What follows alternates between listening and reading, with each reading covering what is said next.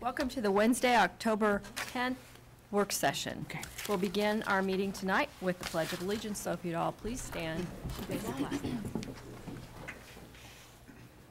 pledge allegiance to the flag of the United States of America and to the republic for which it stands, one nation, under God, indivisible, with liberty and justice for all.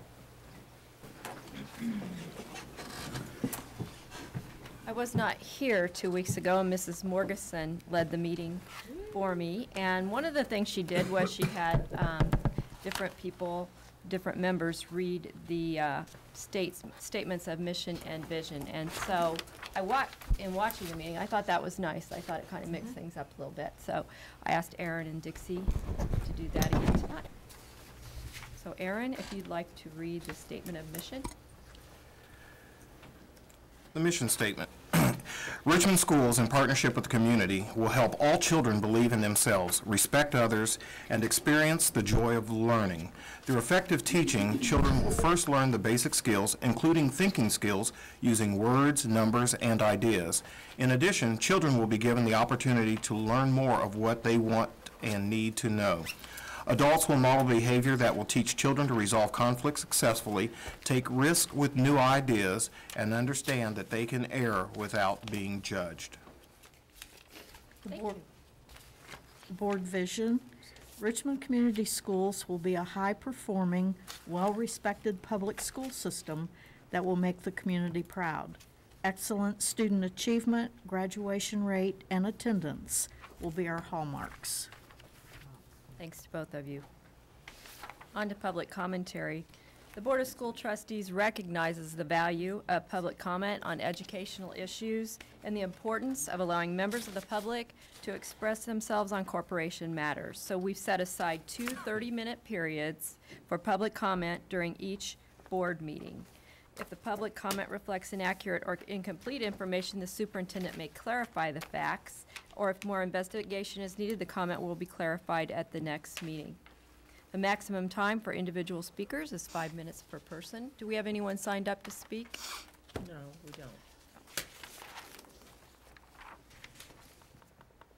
don't. On to snapshots of success. On to snapshots of success. Every year at the beginning of the school year, at least for the last several years, we have conducted a campaign for United Way. And this year was a challenging year because, if you recall, at the very beginning of the year, we did not have our back-to-school meeting with the staff. Every year we've had, on that very first day, kind of a general corporation-wide staff meeting, and we have challenged the staff at that point. Same person who led our charge last year did it this year, but without the benefit of an opening day. And tonight, despite the fact that there was this challenge, we would like to award a check to Mr. Scott Quintel, who is with us from United Way tonight. Mrs. Baumgardner will take this check up there, and it's the result of a monumental amount of work this year. We were opening buildings and blending staffs, and we still managed to do this. $14,502.45 from our staff.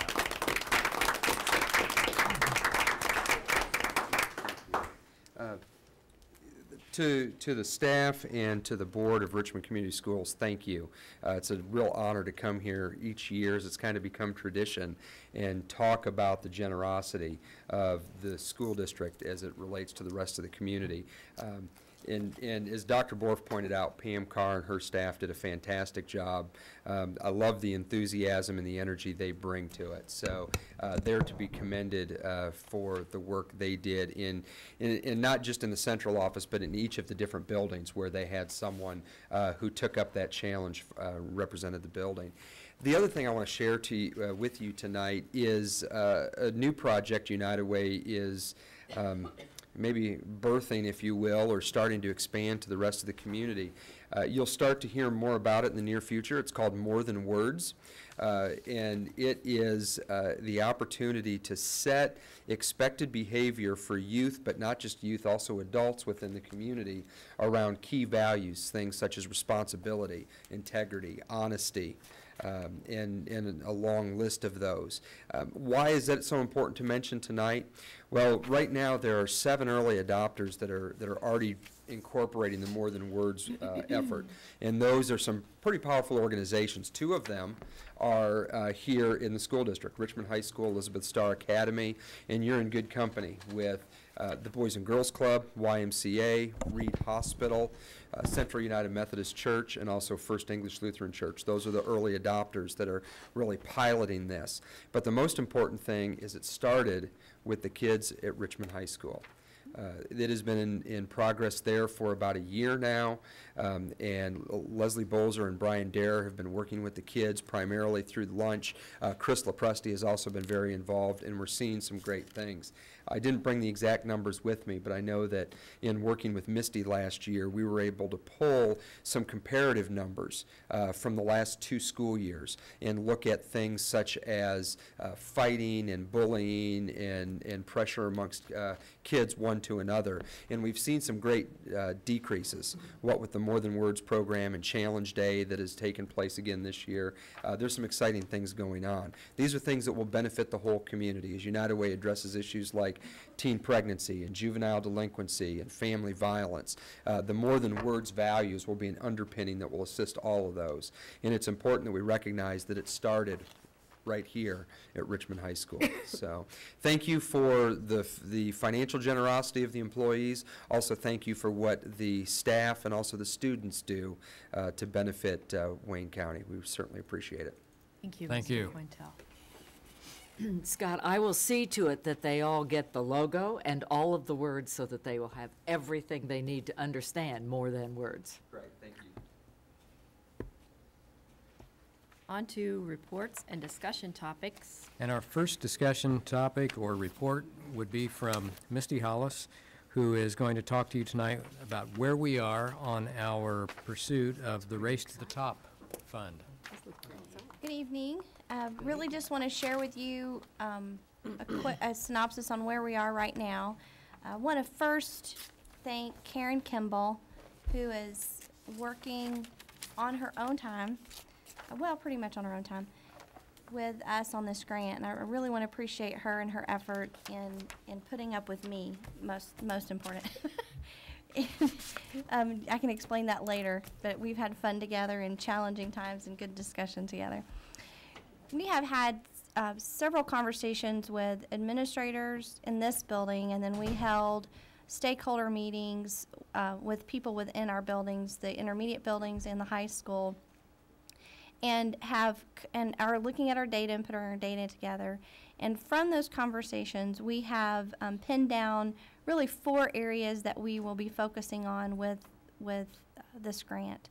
There will be a focus on creating our culture of college and career readiness while actively supporting our student engagement and achievement. And you'll see in a handout that was given to you tonight some action areas that we will, some of those might all be incorporated in the grant, some of them we're still working through, but these are things that we've really talked about and heard from consistently from the people who have helped us with this grant thus far. The other component, which is really, really the big key of Race to the Top, is the personalized learning environment. And so that is also number 2.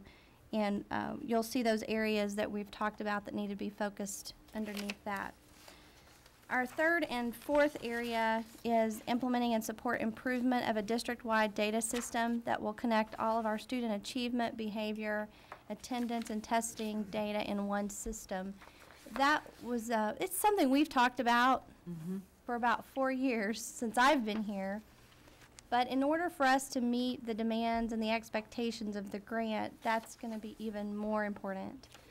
We have a lot of testing data that we have a lot of behavior. We have you'll hear about tonight, a component called Swiss, but it doesn't really talk to Power School.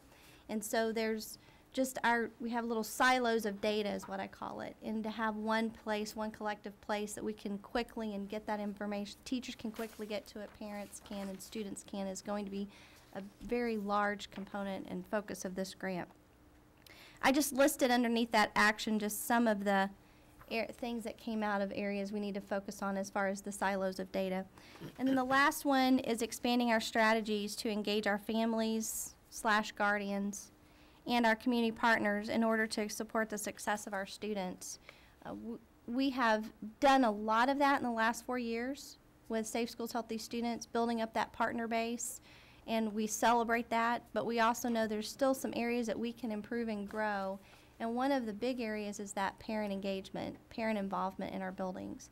And we, through Safe Schools, Healthy Students, picked up and started parents as teachers, and we're very pleased with the success of that, but we also know that Communities in Schools is very excited about an opportunity in expanding that and having more purposeful piece in family involvement and parent engagement. So that's a really large piece of that. The partnership piece is still extremely large. When we talk about taking kids from our buildings and putting them into the community for intern opportunities or the businesses coming into our buildings, we really have to continue to build up partnerships. And it has to be different than what we've done. Our partnerships have really been about supporting our students in different ways. And so this will be very focused on education. So we are in a, one thing that has been great to see is that I believe we're doing a lot of things right, and this will just take us to that next step. Even if we do not receive the grant, I believe that these are some steps that we can take to apply for other opportunities. But not only that, but it also will be a guiding tool and a guiding step for future planning for where we need to go. Thank you, Misty. Are there any comments or questions, Linda? Could you expound on the timeline here? I know, does the grant have to be completed by the end of October? The grant has to be completed by the end of October, but there are some steps before that's really, which is why you saw us late here last night. We have to, by Monday, have to the Department of Ed a draft of the grant, as well as to the mayor's office. They are required to actually receive a copy of that grant and comment on it if they so desire. In addition to that, we would need the support and would like the support of REA, the school board, and obviously Dr. Borf would be signing off on that grant as well. So there's kind of two steps. The 15th, we have to have it to the state and to the mayor's office. Then we will take some additional information to REA, to Mrs. Bennett. Then we will have, at your next board meeting, you will have the full application. Okay, then after the application is submitted, Yes, ma'am. the grant will be awarded to us on what date? If we are so blessed to receive the grant, it would be in December Wow, that's short. to start in January. Okay, then that leads me to my next question, is obviously this grant is written with a lot of people in mind Yes, ma'am. to carry out the grant. So I believe I heard you say that you have met with like businesses and, We have No. not met a lot with the outside community yet. okay, how about the inside people? We have had some stakeholder conversations, yes, we have. Probably about 20, 25 of key people that were targeted for this conversation.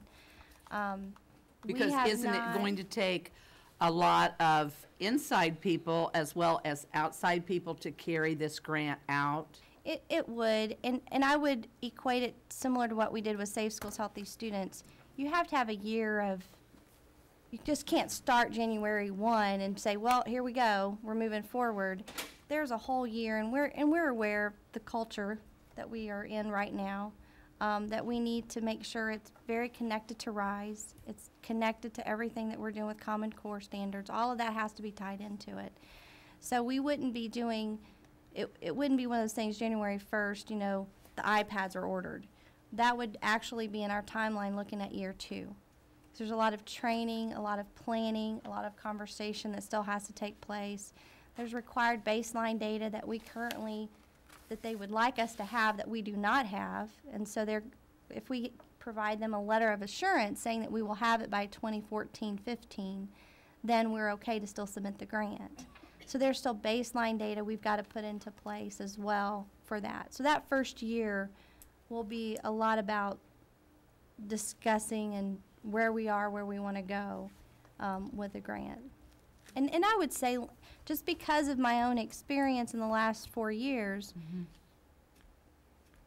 if we do receive the grant, they're fully aware there's flexibility, and there's flexibility within it to meet the needs of our district. And the collection of that baseline data is critical for that first year period. But we didn't do hardly any action the first year with Safe Schools, Healthy Students, if you remember. It was a lot of planning, a lot of sharing, a lot of discussing. The implementation did not happen until year 2. But this looks like that it would be, I mean, the Safe Schools, Healthy Students grant, a lot of that was done with, well, it was done with teachers, but it seems as though it was done with, you know, communities and schools, and it was done with, right, a lot of outside resources. It was a lot of outside resources, but as you'll hear tonight from Mrs. Hilligoss, there was a lot of other internal things that we had to put into place and that are still being put into place. That was culture changes in the building. And the way we refer services, the way that we do response to intervention, all of that was ramped up in a way that we had not done before in the school district. So I hear what you're saying. I just want to would make sure agree. that our people are communicated with, and that it's not like, you know, a big surprise if we should be so lucky to receive this grant, that it's. A less than a 2-month turnaround time is very limiting to us to talk to every individual instructor. Well, and it Again, should be noted that one feature of this grant writing process is that we're using a teacher. A teacher is writing the grant for us, which I think is kind of a nice piece to it. Not that that doesn't mean the communication is as rich as we might have wanted it, but we're under a very tight timeline also to get this Has it been done. taken to discussion yet, or it has We've been? talked about it, and we aren't And so finished are you with it. doing that on a regular basis so that at least it's out there? yeah, and again, the timeline is tight. And we knew this going in, if you remember when we introduced this to you, this concept to you, that it was going to be an extremely tight timeline. But I think we felt that we should at least try. Pat had a question. I have a question and a comment.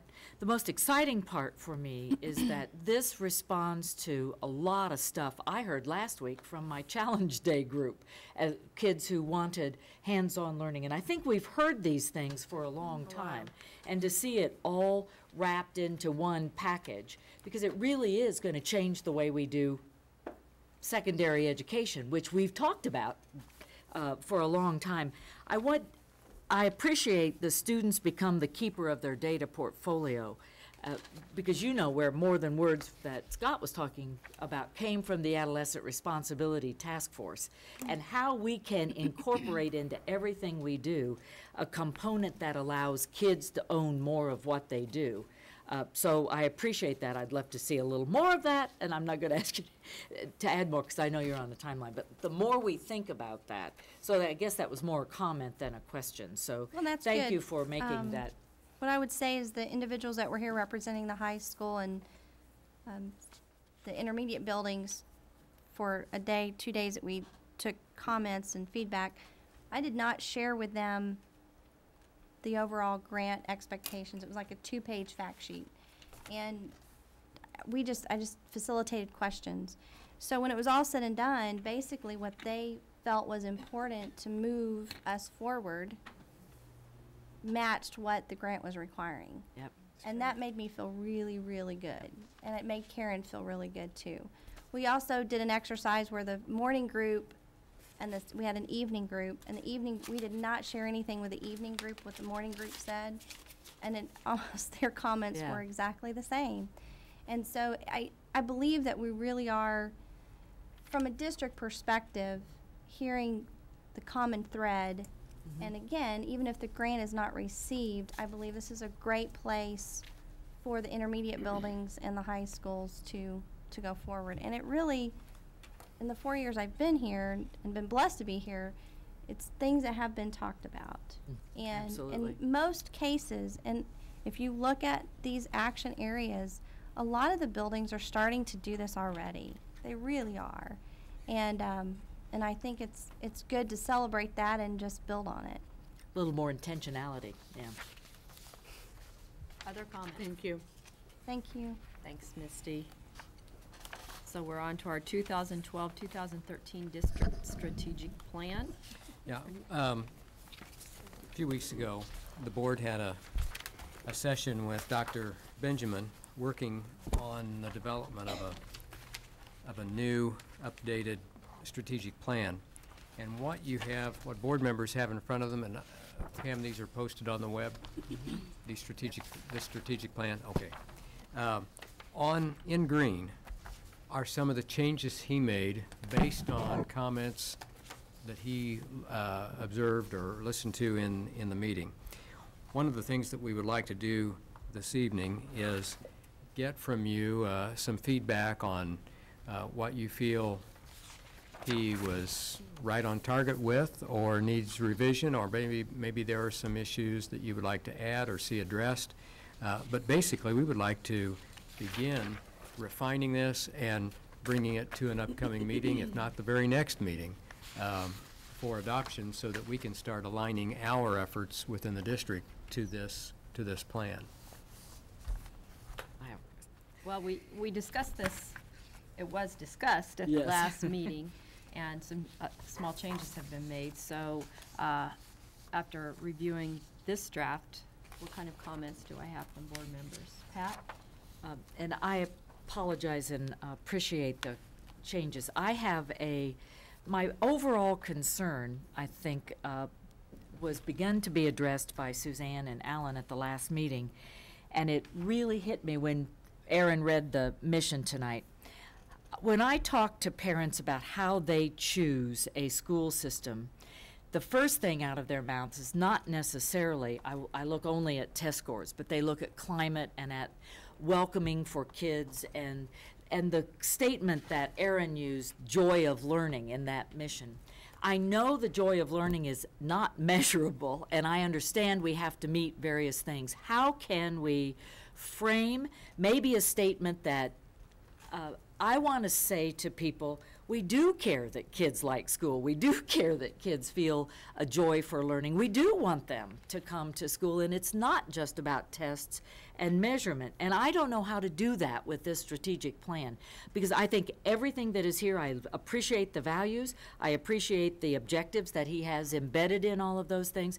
I don't know how to meet that need. I want to say to parents, when I look at this document and I think, okay, I've got these parents who are coming, they're going to choose our school, so they go to the website and they look at our strategic plan and they say, wow, they are strategic, but where is the soul and heart and spirit of kids and learning? And I don't know how to put that in this plan, and I am sorry I wasn't at the last meeting to raise that issue, but maybe it's not a value, maybe it is a value. I mean, I think it's a value for all of us because we care about kids and we want them to want to learn, and so I don't know what to do about that.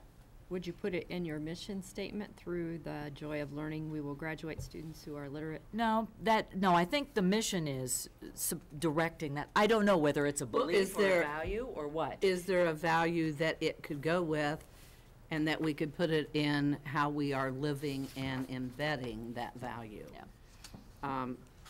It's not social responsibility. It isn't even really systems approach and accountability and.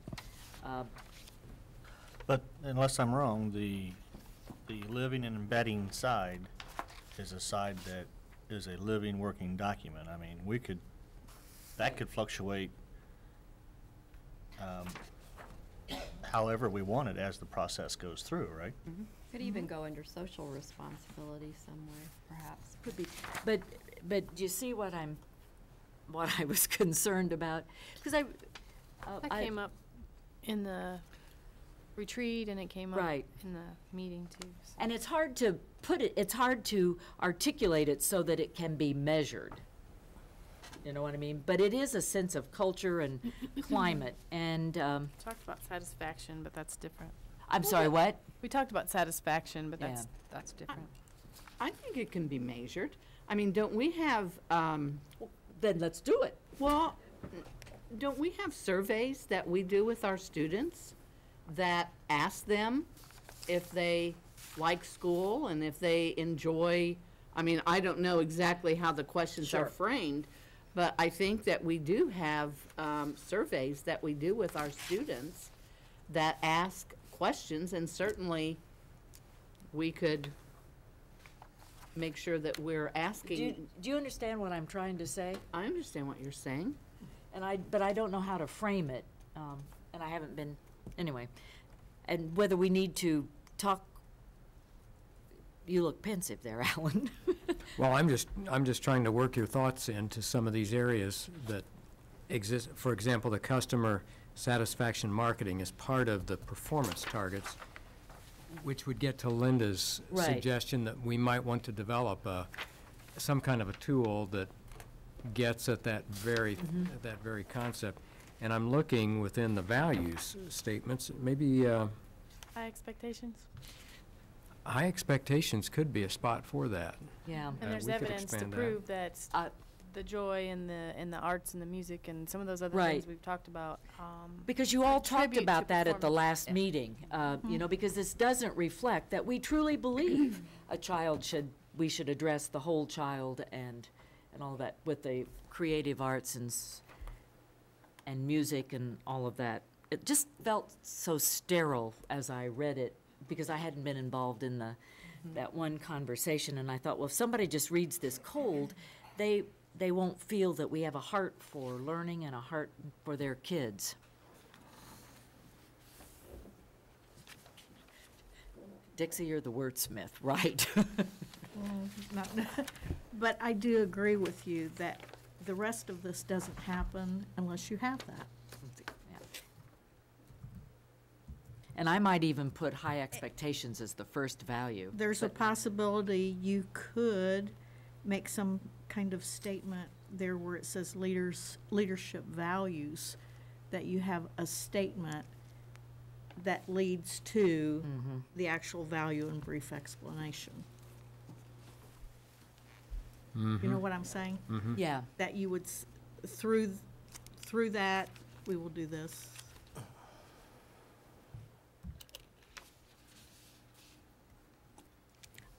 I just felt we needed, I didn't feel kids in here, in this document. I didn't feel students in this document, and I know that we have to have all of these other things, but Well, I think that once we get into the living and embedding the value, Right. that's where that will really come into play.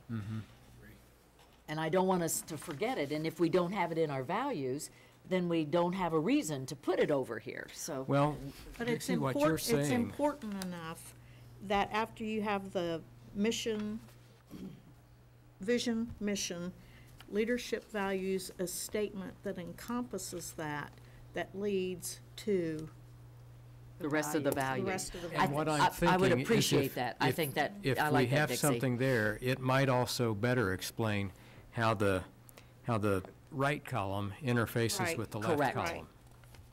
Correct. because you don't get that connection yet. So I think that's where it, I mean, that's my opinion. That's a good idea.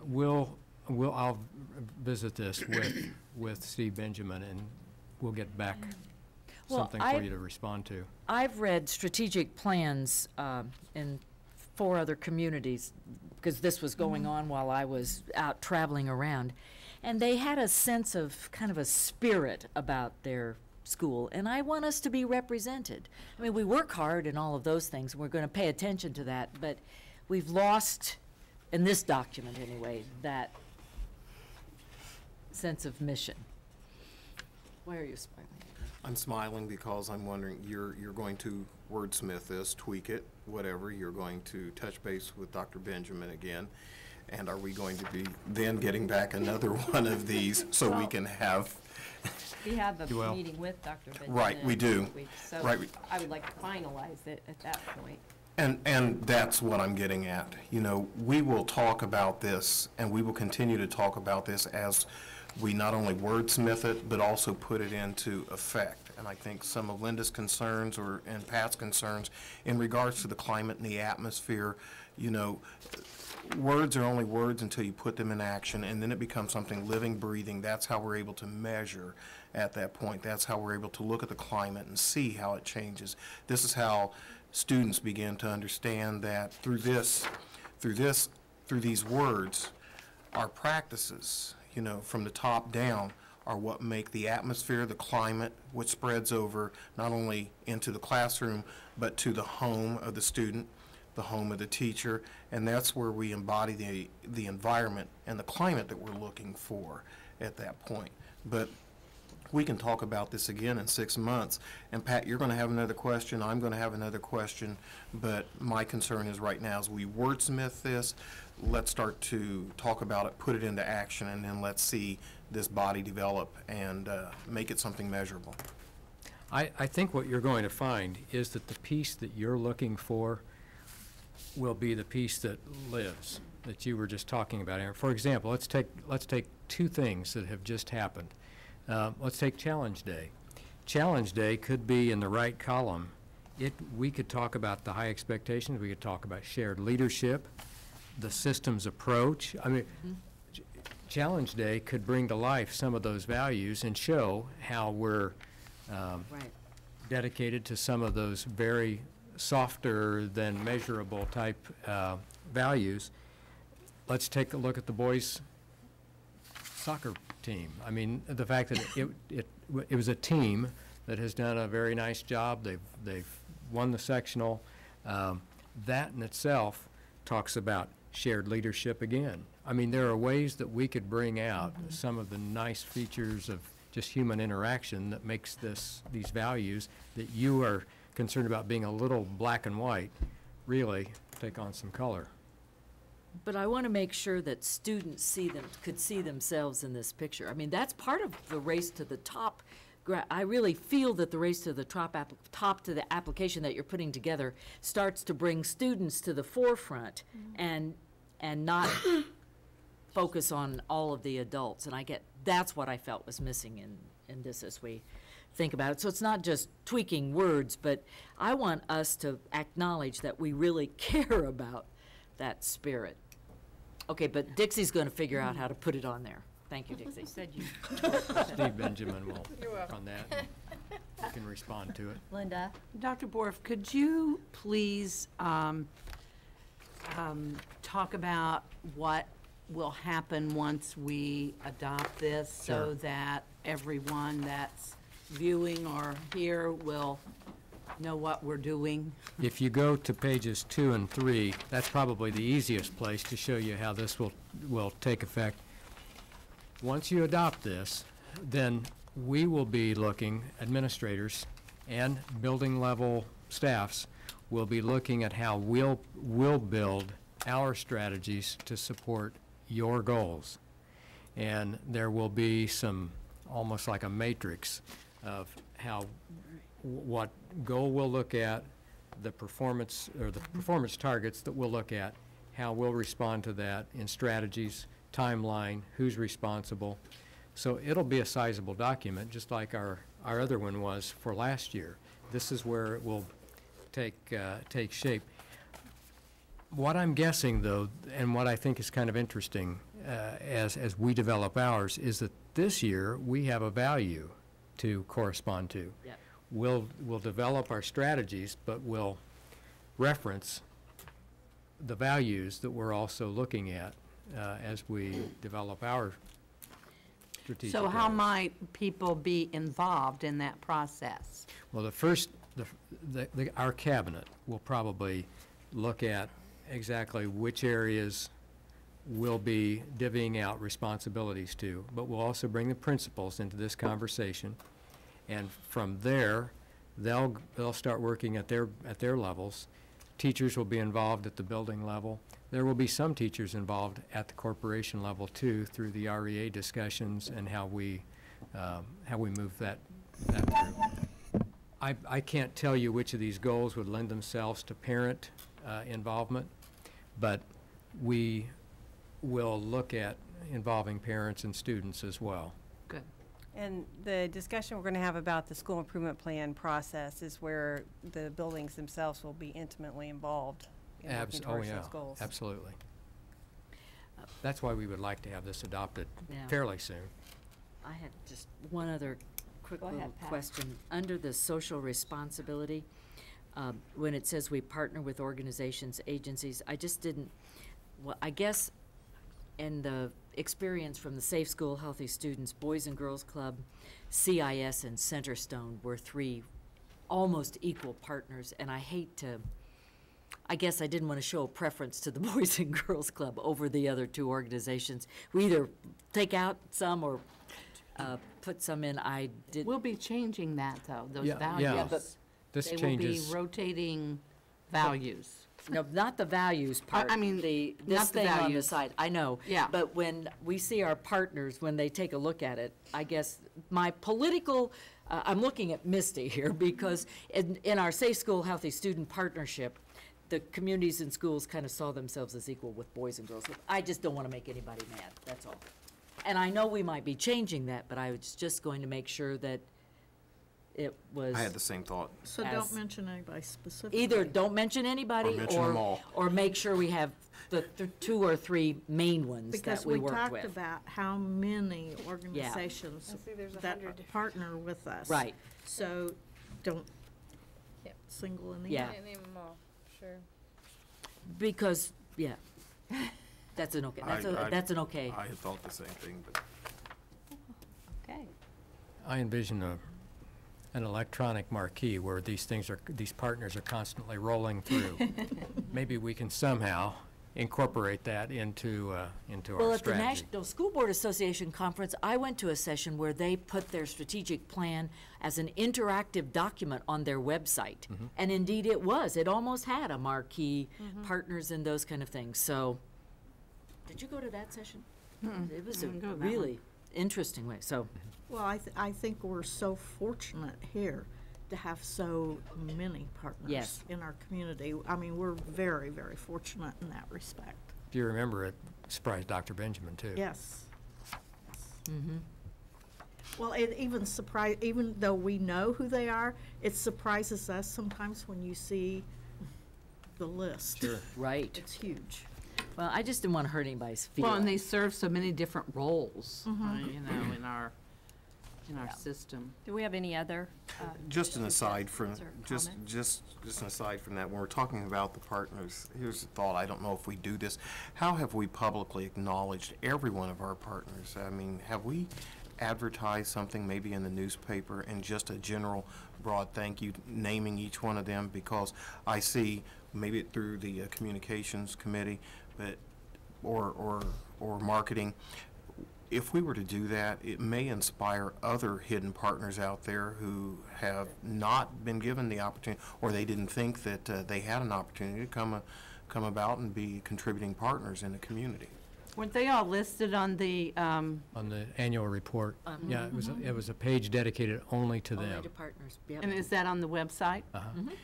My question, though, would be how many people Look at out that. there would see that as opposed to seeing it, excuse me, On the website or? on the website or in the newspaper? We love that website. We just keep adding. Well, and I understand, because the focus of the website is to get students' faces out Yeah. there. And we may be challenged a little, maybe the communication committee can think about that, but, because actually, you know what you would see, unless you do the rolling marquee, you'd see a sea of gray, Yeah, True. because there are so many. so many. yeah. So we need to challenge ourselves Work on it that out, one. Rod. I think we need to give each one of them a "We Are Richmond" decal to put on their door, so that when we are Richmond partners. Okay. On to action items. The master contract. Well, hold on. Okay. This is really smart. Okay.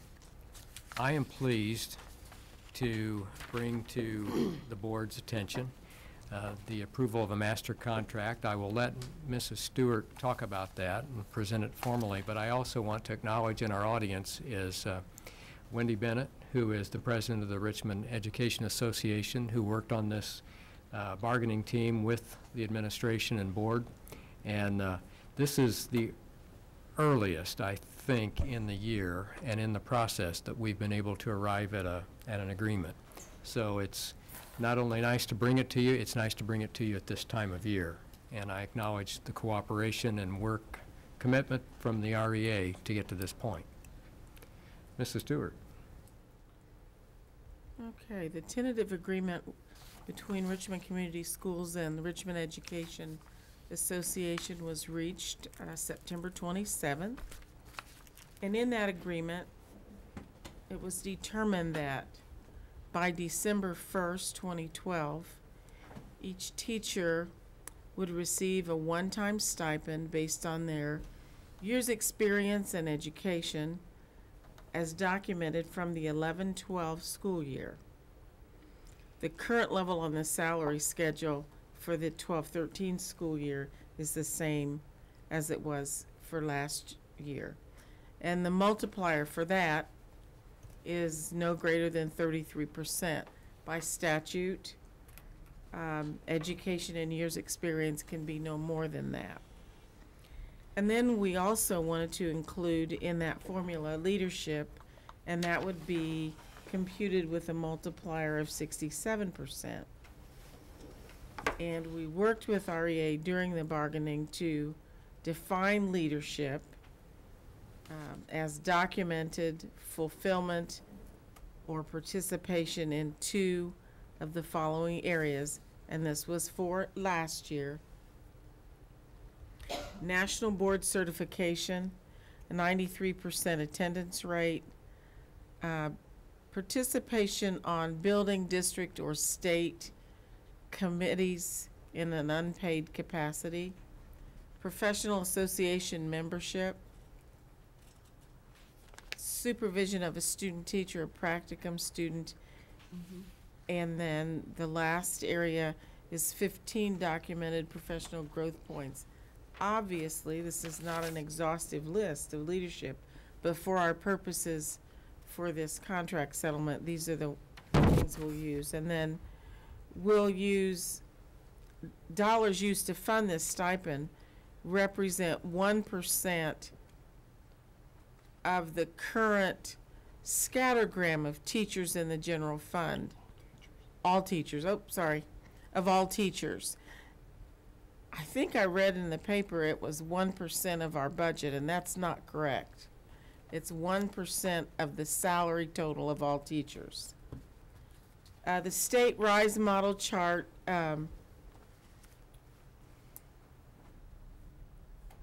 demonstrated in bargaining sessions will be used to calculate stipend amounts. So it's quite a formula. Shall I read through that formula? No. It's posted. It's posted. So, one other thing. Teachers have to provide documentation of the areas of leadership to the Office of Human Resources by November 1st. We're working on getting a special mailbox so that teachers can send this information email to that address. We'll have that worked out by Friday at the latest so that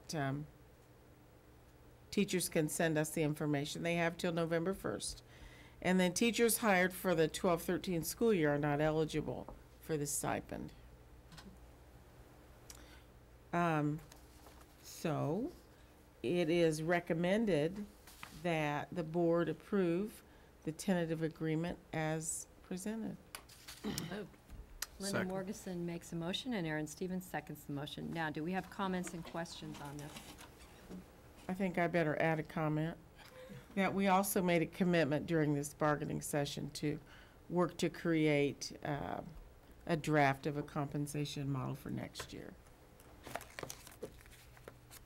They Based on RISE and. based on RISE and other statutory regulations. Okay. Linda? Well, I would just like to commend the teachers for their collaborative spirit and their presence at the table and their creative spirit, and because I understand that they came up with a lot of the leadership examples that were decided upon. And so I would just like to thank them for all those efforts. Right. All those in favor, please signify by saying aye. Aye. Opposed? Motion is carried. Policy 3142, cancellation of a teaching contract, first reading. And I'm also letting Mrs. Stewart present that. She's bringing that to our attention this evening. And it's posted. It is posted, but you might walk through the basic changes. I will. The policy 3142 is regarding cancellation of a teacher contract. And as I look through the 3,000 policies, there are some others that we'll need to bring before the board to align with the new state statutes. And that's the purpose of the changes in this policy. The board recognizes its obligation to employ only those professional staff members best trained and equipped to meet the educational needs of students in this corporation. The board will discharge that obligation by retaining in service only those teachers who meet those standards. The changes here basically are the removal of probationary, semi-permanent, non-permanent, and permanent teachers. So, we had to strike all the language referring to teachers, and then referring to a date that the board would notify a teacher in writing. I think the article that you have, or the handout that you have, and what was posted online indicate the strike-throughs and the way it'll be formatted differently. And it's basically, this policy says that we will abide by state statute as we proceed through that. Are there any questions? I have, at the bottom of the last paragraph, when it talks about when the performance has not been satisfactory and properly reflected during the teacher's evaluation process, the board will notify in writing the teacher of the cancellation of the employment by no later. Okay. Well, I guess the process is pretty spelled out about, the definition of the process here, does that take into account the 2 out of 3 years of non-satisfactory performance? This kind of leads me to believe that, I guess I'm interested in what you mean by process, the evaluation process. The process includes the 2 out of the 3. Yes, 2 out of 3. Does that answer your? Could Well, you read it does. through that last paragraph that he was asking about? I will, because there need to be some words removed. That's what I thought, okay. When performance has not been satisfactory and properly reflected during the teacher evaluation process, the board will notify in writing the teacher of the cancellation of employment. And the rest of that's going to Period. be striked then. But because we list the statute there, I just want to make sure that the due process for them were, the improvement plan and that whole process is, that's still That is embedded in included this. in, it is, Okay. it is. Okay. Do I hear a motion to accept the first reading of policy 3142? I move that we accept the first reading and move the policy to the second reading With the corrections noted, right? Right. with the I'll corrections second it. noted. I'll We second it. do need to take action on that, don't we? Yes. Okay. Do I hear a second? I second. Jeff Slifer seconds the motion. Now, are there any more comments or questions on this? All those in favor, please signify by saying aye. Aye. Opposed? On to the School Improvement and Professional Development Plan. And we turn to Dr. Parker to make a recommendation for that. Okay, just a little bit of background on the school improvement planning process. Historically, plans have been due in the spring, but because of the late release of the ISTEP data, they push it back until the mid-September so that you can update your plans. And our schools were very focused this year on the reconfiguration. So getting up to 75% of their students in their buildings new in some of our buildings. In some of our buildings, 50% of their staff was new. The school improvement plans were kind of put on the back burner. And so we had requested as a part of the reconfiguration last year that several of our schools have new baselines set.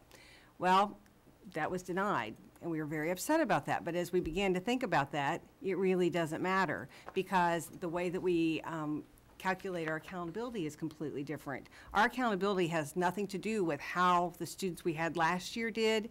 It has to do with how the students we have this year did compared to how they did last year.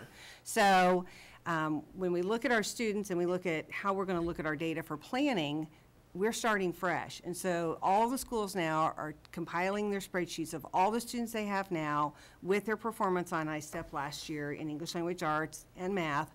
And they're sorting through those. They're looking for their bottom 25%. Those are the students they really know that they need to target for some extra interventions. And so they're creating their own new baselines.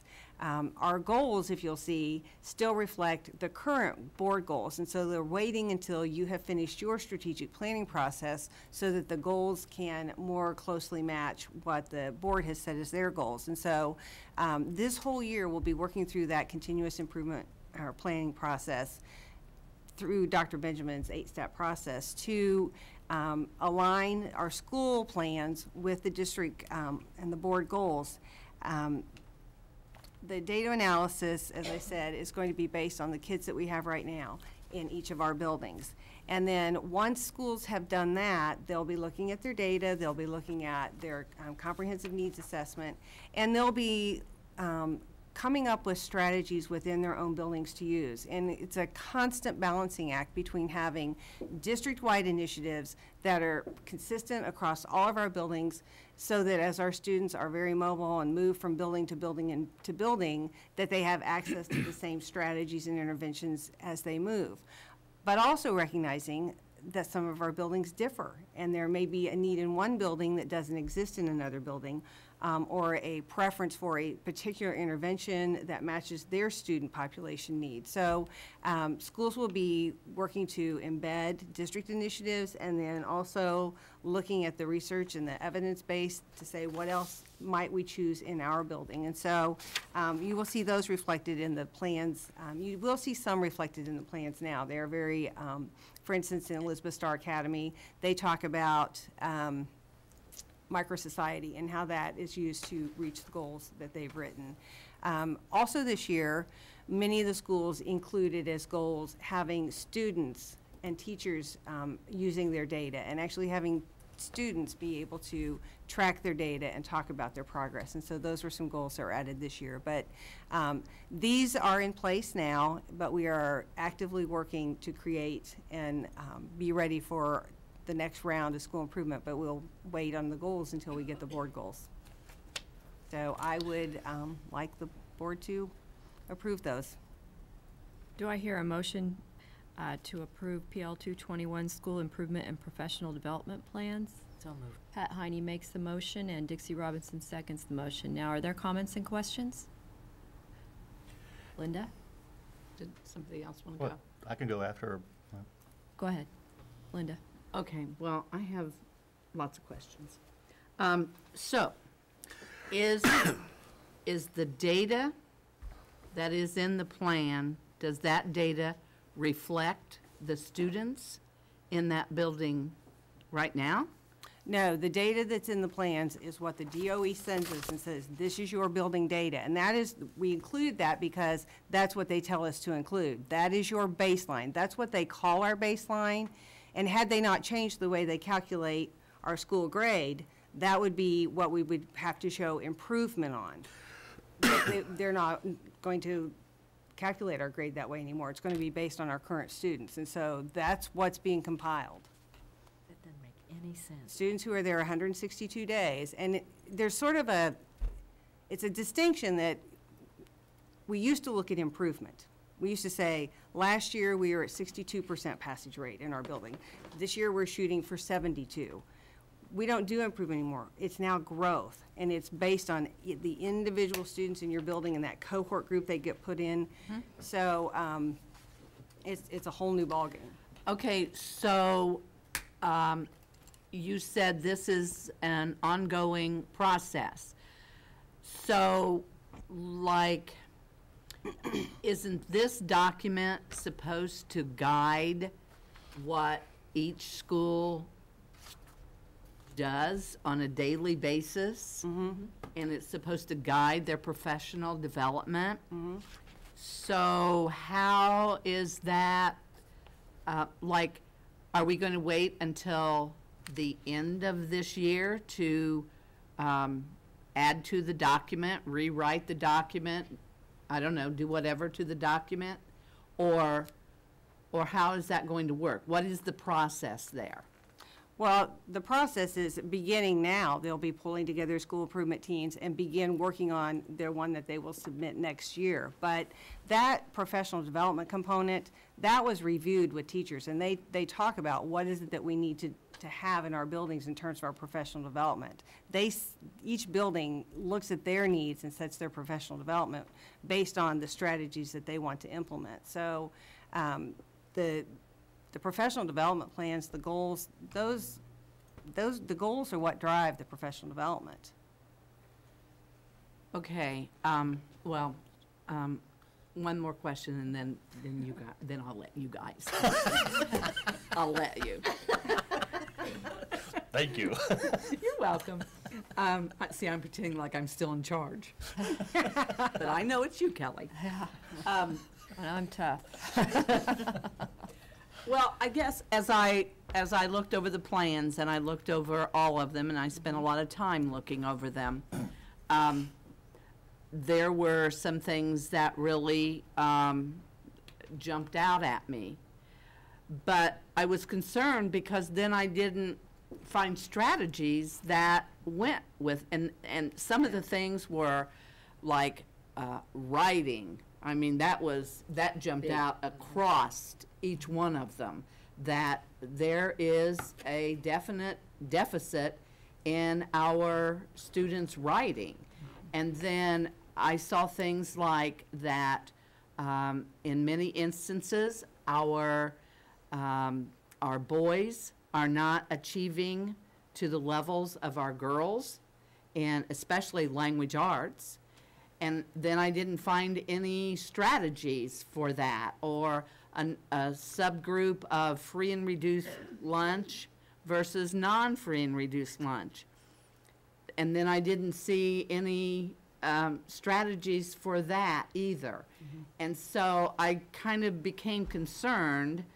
And then I saw a lot of focus on programs. And so then I began to think, are we trying to fit our students into a program, or are we trying to design best practices so that we are meeting the needs of our students?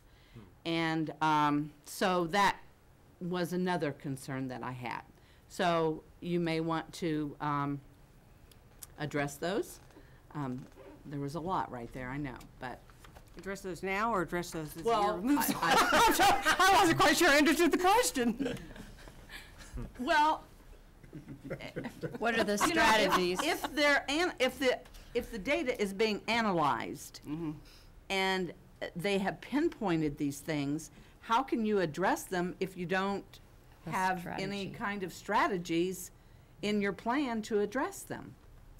Well, first, I'm going to backtrack and say, we're not going to be disaggregating the data in that way any longer. It's bottom 25%. That's what the DOE and that's the grade card is all based on that. They're saying we're not going to disaggregate the data to that level anymore. Not that we won't at a district level in case we have some trends that we don't want to miss. But the Department of Ed is saying you're bottom 25%. That's the ones that you've got to show significant growth with. Doesn't matter what subgroup they're in. The subgroup they're in that we're calling bottom 25% is the one that we need to worry about. And so all of the plans talk about basically a system of tiered interventions to ensure that we have something in place to meet the needs of all of our learners. And so at our core for reading language arts, it's a core scientifically based reading research based program. We need to make sure that we are implementing that with fidelity and that we're implementing it in a way that all 80 to 90% of our students can be successful. And then we're looking at the kids who aren't successful, and we're looking at those students, and we're looking at their individual data to say, what is the best intervention program that will work for this individual student? And that's where I said, we have some district-wide initiatives that are interventions that are successful with a lot of our students, and so when students move, it's available. But then we have some schools who've said, this is a real need with our students, and they've brought in something different that they use just in their building. And that's what the, for instance, in reading, they have a reading leadership team that helps to make those decisions. So, and then when those don't work, there's tier 3 interventions. And so it's really targeting services to students, and the subgroups become less important. So I can tell you, I am not the least bit concerned that teachers are not using their data.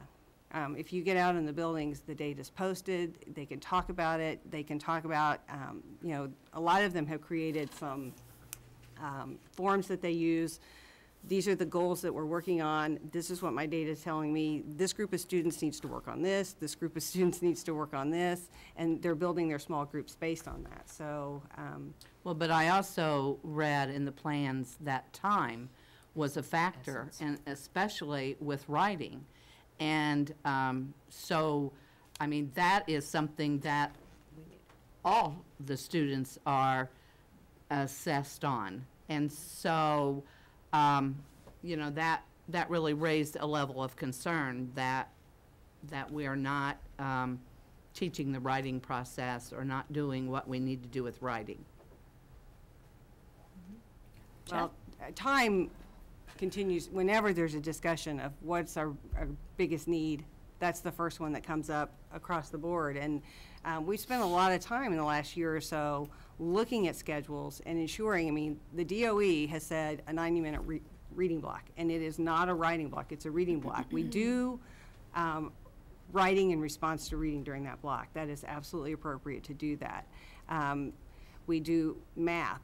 Then we've worked really hard to bring the Indiana Science Initiative in, which has notebooking as a huge component of that curriculum. So that brings in the writing. And our coaches are working on writing right now to talk about how do we embed it in the other content areas to ensure that it gets done during the amount of time we have in a day. We have to teach it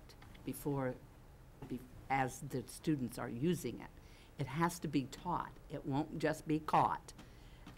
You know, and so that's a concern, that are we teaching our students the writing process, and are we focusing on, because I don't know where we are in the Common Core, but nonfiction writing is a big part of the Common Core standards. So we need to be, I think we need to be in line with that. So noted. Okay. Thank you. Jeff? Well, my question was more of the lines that in my time on the board, the school improvement plan seems to be a document that's alive this time of the year, and then that's the last time as a board that we talk about the document. Now, I'm not saying that things aren't happening at the building level on the document. So I have not read all the school improvement plans. Although I am reading them, they average about 90 pages each, so they're read. So my first thought was we need to create an executive summary that most of the staff can read and work with, because you know, half of it I call fluff. I mean, and I don't mean that in a bad way. Required by statute. Right, but I think we need. I guess I just want to make sure that I hear I hear stories in the past where there's a few people that write them, they have a meeting, they sign off on the document, and then the document put on the shelf until the next year. Now, not everybody says that, but I guess as we go through this era of accountability, as a board member, we're looking at how we can hold the administration accountable, and the administration is looking at how they can hold the teaching accountable, and we're looking for ways that we can have information come back in a more timely fashion, let's say.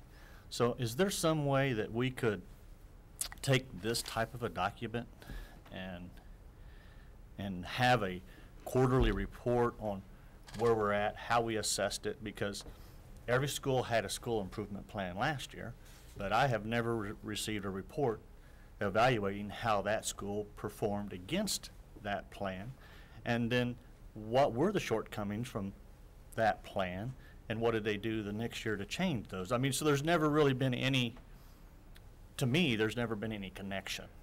So if we go through the trouble of writing this plan and involving all of the staff, because the way I understand it, every single staff person is supposed to have read this and signed off on it, right? Mm-hmm. Mm-hmm. So if we go to the trouble to do this, then if we're going to stand up and say that we're making our decisions based on data, based on, you know, evaluation, then what did we do this year different from the way we assessed ourselves against our school improvement plan last year? Well, it's a good question, and I think it's easy for us at this level to forget exactly the level to which teachers are operating within the plan. And the CPAS system, when we bring the principals, and if they bring a teacher, you know, whatever the team is, and we're doing this a little differently this year. We're going out into the buildings rather than having the people come to us and tell us about it. But what we've always done is we've asked them to tell us how that carries forward their plan, or in the next steps, how their next steps interface with the plan. So they're constantly, through that process, bringing it back up. Now, does that mean that the second grade teacher at you know, one of the buildings would be able to tell us exactly where we are with implementation of the plan?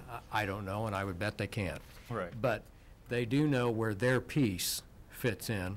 You know, we're holding everyone accountable at so many different levels right now. I mean, as I'm listening Almost to too this, many. I'm thinking, good grief. These teachers are responsible now for their data and the growth and the lowest 25%, and we're holding them accountable not only for that, but for the leadership factors now that we want them to be accountable to. And then we also want them to be able to tell us where they are in the school improvement plan and their literacy block, and where they're going with teaching of not just writing, but math. And, you know, I don't know that any teacher, if you ask them to tell you exactly where they are in implementation of their school improvement plan, should be responsible to answer that in one fell swoop. I think it's important for us to know that they're working as a building to get at that building improvement plan. And during the CPAS, they do, through their principal, communicate with us. And if you would like to know what every building is doing in completion of their plan or compliance with their plan, maybe that's where we need to build a little briefer for the board. Well, my thought Could more be so, my thought more so is I just want to make sure that everything is connected. You know, if we're doing this, that we're doing this for the right reason, and that's, you know, we ask for data all the time. We don't want people to go out and create the data. We don't want to create the extra work. We want to use the data that they're already using. I mean, that makes sense. So if this evaluation goes from top to bottom or bottom to top, however you want to look at it, to me it just seems like it should all flow together. No argument here. Yeah. Because the bottom 25% that's required by the state is a minimum. That doesn't mean that we can't do growth for all students, right? Well, in fact, we are. We must. Right. So It's the bottom 25, but it's the top Top 75. 75. I mean, we're Well, accountable for that. I guess I was a little confused when she says we're doing, we're not collecting the data for the school improvement plan for other than the bottom 25%. No. It's all students. Every single student that's in your building for 162 days counts in your accountability. Okay, so So the it's bottom 25% is just the minimum. If the bottom 25%, a certain percentage of them doesn't demonstrate high growth, you lose a point. Your top 75%, if a certain percentage of those demonstrate low growth, you lose a point. So every single student has to demonstrate growth as relative to their cohort group. Dixie? I just wanted to ask a question about the intermediate schools. With the 5th and 6th grade, Yeah. these were plans that were written last year, but now we have the 5th and 6th grade, and I see Stacy sitting there. I saw where he had highlighted where he was beginning to change with Tess, writing the changes in, so that was helpful. But how do they do that? Because this should be the school's workbook that they're, I assume, from a workbook perspective, that's what the schools are using for their year, and not just a check sheet thing. It should be a workbook.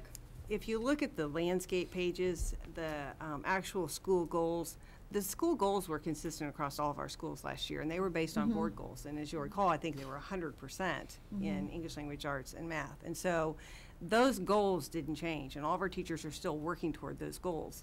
And the 5th and 6th grade teachers have brought with them their strategies and their things that they're implementing. Now, their professional development needs are a little different, but we also know a huge piece of the professional development with those 5th and 6th grade teachers is going to be working with the 7th and 8th grade teachers and Dr. Benjamin to get at standards-based mastery learning. And so that's going to be a piece of their professional development all year long.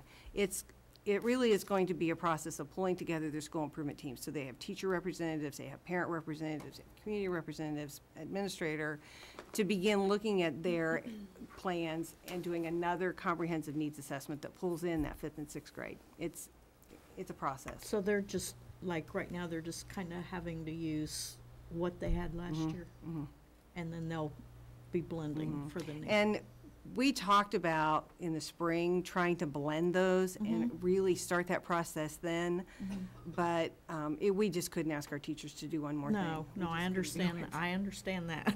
Pat, did you have a comment you wanted to? As I read those, I thought the state hadn't done a very good job of asking for what they want. Because the school improvement plans reflect the old way of doing things, and so I felt badly for making our staffs put a student improvement plan, a school improvement plan together that reflected an old way of thinking, and immediately now we're moving to a new way of thinking. Can't we complain? Go ahead. No, but I mean, I think that's almost unreasonable to expect. When I read that, I thought they've had to go through the motions of answering the questions about the way it used to be, and not just because of our configuration. So how do we help them?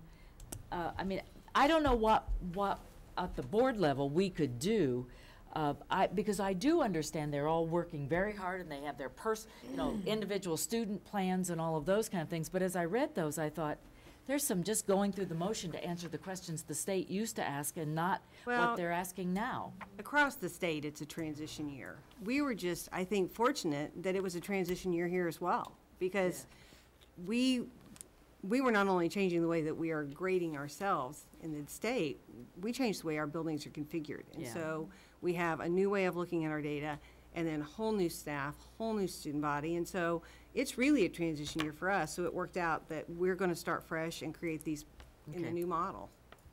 Well, we have to. Well, yeah. Aaron? I don't know if this is a rhetorical question first, but is it required that all of the school improvement plans begin with the demographics of the city? Okay, all right. Now, to my real question, though, in the breakdown, the ethnic demographics of the community, and I'm looking at, having read through each of the plans, I'm looking specifically at our Hispanic Latino population in our schools and the growing population in the community, yet as I have spoken with a number of people in the community, we have lost a number, from what I'm told, who have gone to either the STEM school or Seton, and we've lost them based upon the fact or their perception that what we're doing in our buildings, there's not enough what we're doing right now to be educationally supportive when it comes to language and also the needs of somebody who may be in our school corporation for the first time, and therefore they're going elsewhere that may offer a more impact-filled opportunity on the immediate to have them learn. My question would be, if that is the case, what more can we do as a board or a corporation to ensure that we've got all the pieces of the puzzle in each one of our buildings to ensure specifically just this one ethnic group in our community, that we ensure that we're giving them the best educational opportunity so that they stay, instead of deciding, well, in school X they're not offering enough, or there's not enough compatibility with language and other learning skills being taught or being rendered to my students, so I'm going to take them elsewhere.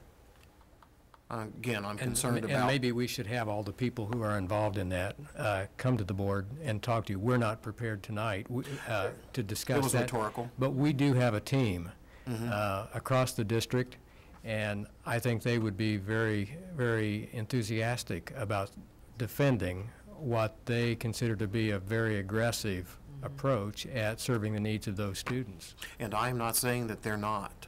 I'm saying, what more can we as a board do to give them more support in order to make sure that their efforts aren't fruitless. And we haven't talked about that for a while with the board. Maybe we want to talk about that particular program. That is a program, but it's not a program that we slot the kids into. Right. It's a program that serves those particular students. And I will tell you, we have a number of students who come in and out of those services because they become very successful at working within the English language. They become very, very well adapted. Right. Linda? This probably goes along with what Jeff was saying about somehow the board keeping up to date with how the plans are going and so forth. So, but what I want to focus on is the professional development. There are lots of things listed as far as professional development for the staff. Now, does the staff have, is there a professional development calendar at each building level listing so that the staff knows and is prepared for what is coming each? I'm figuring each Tuesday they join in professional development. Yes, every building has their own calendar in their building. I will tell you that at times they get sort of taken over by something else that comes along, such as RISE training. You know, we had 2 Tuesdays which we had to take for RISE training, but they do have a professional development calendar within their buildings. The principal and the coach put that together, and so could we could request those, yeah. See those and request those. I don't have them with me, but we could request those. In some buildings, the coach handles most of the professional development. In other buildings, they have team leaders for different content areas that help with the professional development. So, and the professional development calendar also is sort of moving. It's a moving target because it responds to needs within the buildings. If teachers come and say, you know, we're really struggling with this aspect, can we use our Tuesday professional development time to address this, then that's what they're going to address. Yeah, I understand that. I mean, flexibility is the key. So, but it would just be nice to, you know, to see what the buildings are doing in the way of professional development.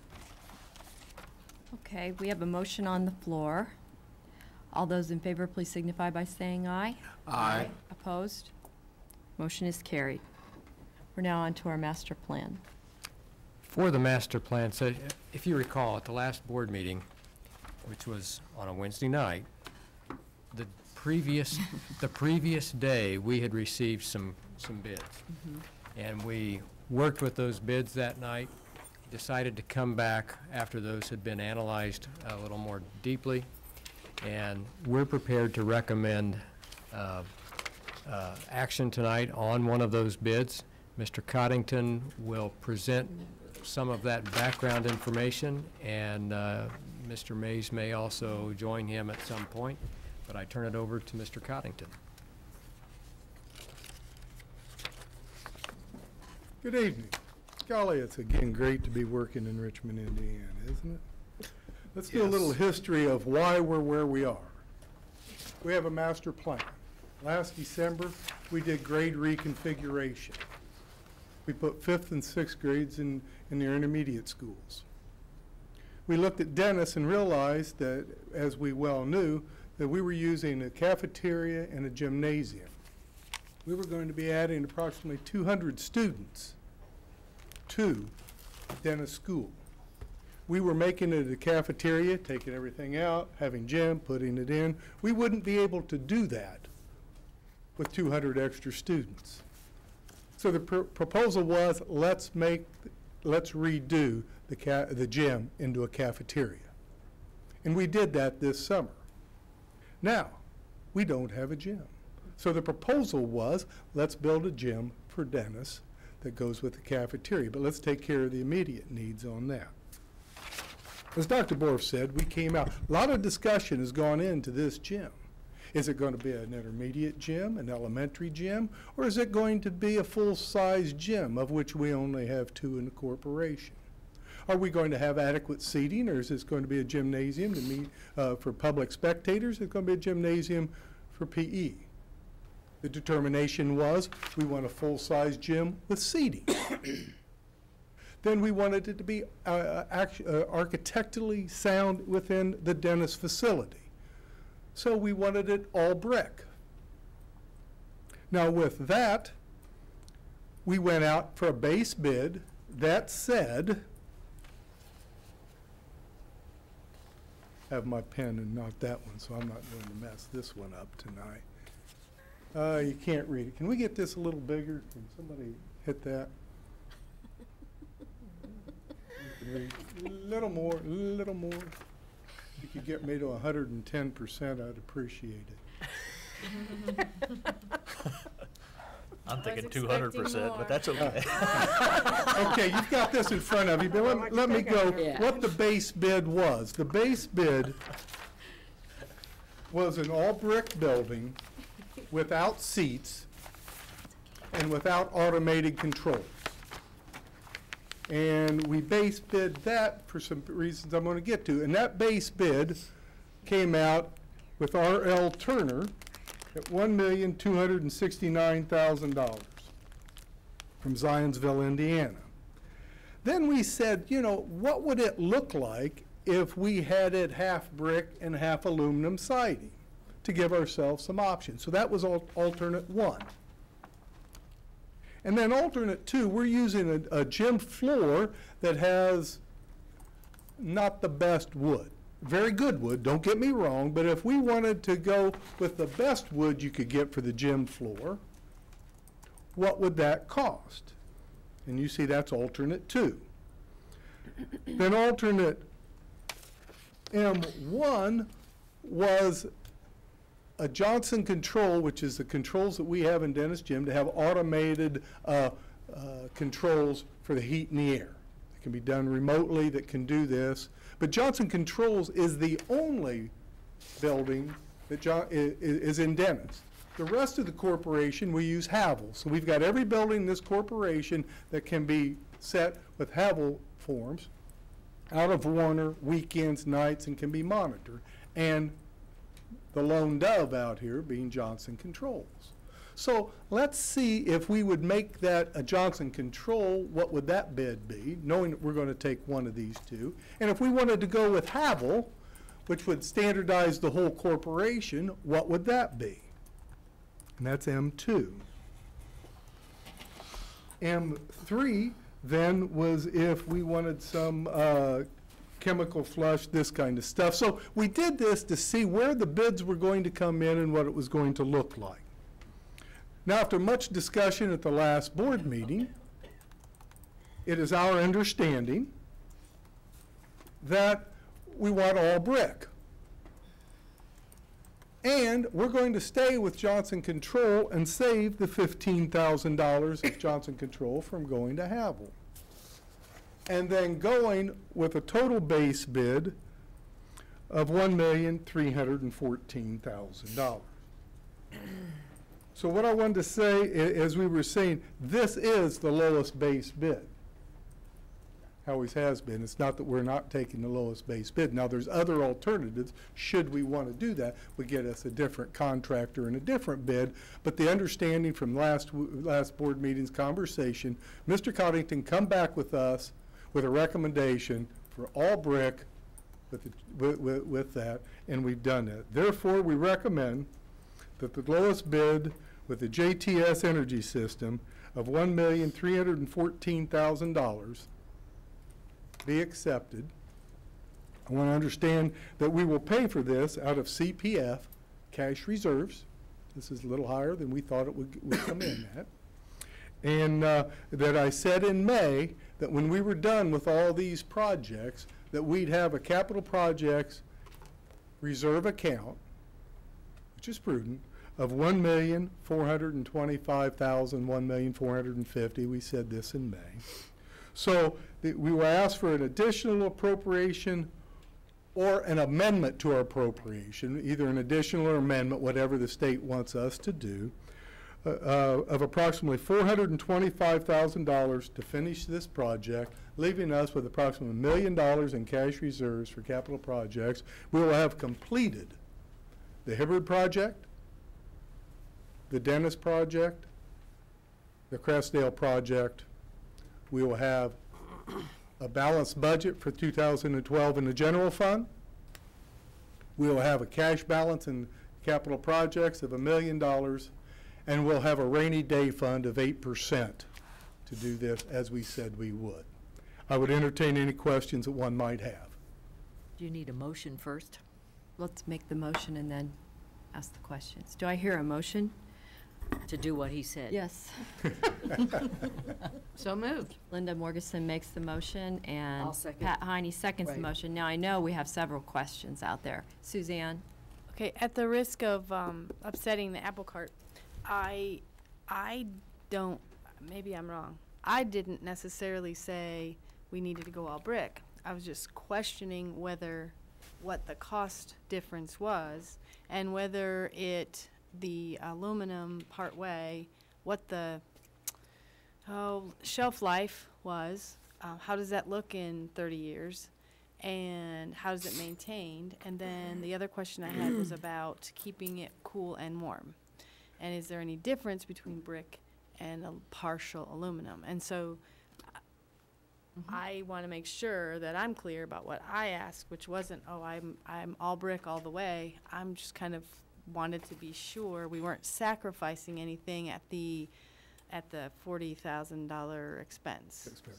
The sacrificing is no energy thing. This is good aluminum. This would be good aluminum siding doing this. It's minimal, less than $100 a year either way, and you'll have more play on that with where they put the thermostat than you would on that. Okay. The aesthetics, I think we talked about that. In 20 to 30 years with brick, you'll probably have to do some tuck pointing and sealing. 20 to 30 year with the aluminum siding or metal, it's not aluminum, metal facility, it would probably need a coat of paint. There's some maintenance on either one. Now, the difference being, be very honest with you, the bleachers were not in this bid. So the bleachers are going to be paid for by owner. Two of the words that I've learned to love these last few So with the savings, if we were to not do the whole brick, then we would not have to dig in somewhere for the bleachers, is what you're saying? Correct. And another, we're very concerned about keeping it local and hoping to keep it local, and we can't do that with the full brick facade, but the reason for that, I believe there's a new law that came out. We used to be able to, if it was in a few $1,000s, weren't we able to? At one. If I could, I was going to add this after you taking your action as a kind of a perspective, if you will, aside, but you will recall a few years ago there was an initiative that was begun actually by our local Chamber of Commerce through the legislature to allow a buy local preference. The end result of the act that got passed was a little askew from what I think our local chamber attempted to get through, and it had some glitches in it. So as the legislature did in its infinite wisdom, it went back to correct those glitches. And in the process, one of its infinitely wise decisions was to eliminate the local business preference statute from being applicable to the big ticket items, public works. Just undid it. So we're now left with, if you will, a arguably somewhat watered down local business preference statute that only applies to the purchase of supplies. Doesn't apply to services. You don't have to bid services, legal services, architectural services. You don't have to bid them. And now you can't grant the local preference for public works. Had that statute still been in place as it was originally enacted, it would have allowed for a 1% local business preference to apply to this bid situation. The difference between the low bid, which in the paper was a bit misleading tonight, I'm glad Mr. Kyington re-emphasized. It made it sound like you took an alternate, and as a result of doing that, an out-of-town contractor was low bid. No, the base bid as bid is L.R. Turner, no question about that. But the point being, had we been able to do a local business preference, then our local bidder would have been low, and it would have cost the taxpayers $6,000 to $7,000 in additional cost. Mr. Mays, and he can speak to this more thoroughly and accurately than I, but tells me that based upon a review of the schedule of subcontractors for Turner, and Turner's a good company, don't get me wrong, there is at least an identifiable $600,000 to $800,000 direct cost difference of what would be local work that would have stayed local had we been able to exercise that local business preference versus what is now going to be done by out-of-town subcontractors. Now, that's direct. Anybody that remembers their microeconomics knows that the filter effect, as that goes through the economy, is significant. So it's easy to say that by the legislature eliminating that opportunity for local business preference, in this single instance, a $6,000 or $7,000 taxpayer expenditure, granted an additional expenditure, could have rippled through our economy at a greater than $1 million level, and that's unfortunate. Yes, at least it in this is. instance, that's unfortunate. Thank you. Aaron? Following up on what Suzanne said, maybe I was mistaken too, because I had brought up the question in regards to the cost saving as if we went with the brick and aluminum siding. I was concerned about that because of the wanted to find out. I remember specifically asking what the cost saving might be with heat or energy. I also wanted to do a comparison, full brick and the aluminum siding, and what savings we could have had from the aluminum siding that we could put forward to getting bleachers or anything else that we need, because I think, we still need the bleachers in there.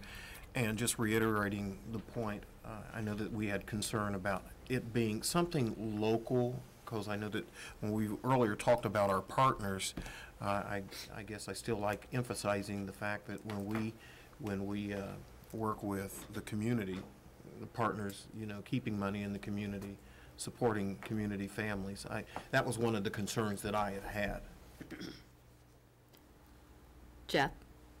Go ahead. I guess I want to go more back to the money. I think, to me, the decision was more aesthetically based. The whole dentist facility is all brick. But I guess going back, and R.L. Turner is using some local subs, so it's not it's not that we're not doing local business. But I guess I added, I was a little off on the difference on the cash that you had and appropriated, because I had like 1.487 or something like that. But I mean, we still have Remember, this is May and we're the CPF. We have 7 months of. Well, I think part of the question that we had in 2 weeks ago was the concern of the being over budget. I think the finance was a bigger piece of it because, you know, when we originally slotted the cost for what we were going to spend at the dentist building, you know, some of us were looking at 1.5 million, some of us were looking at 1.2. It depends on Correct. how you defined, but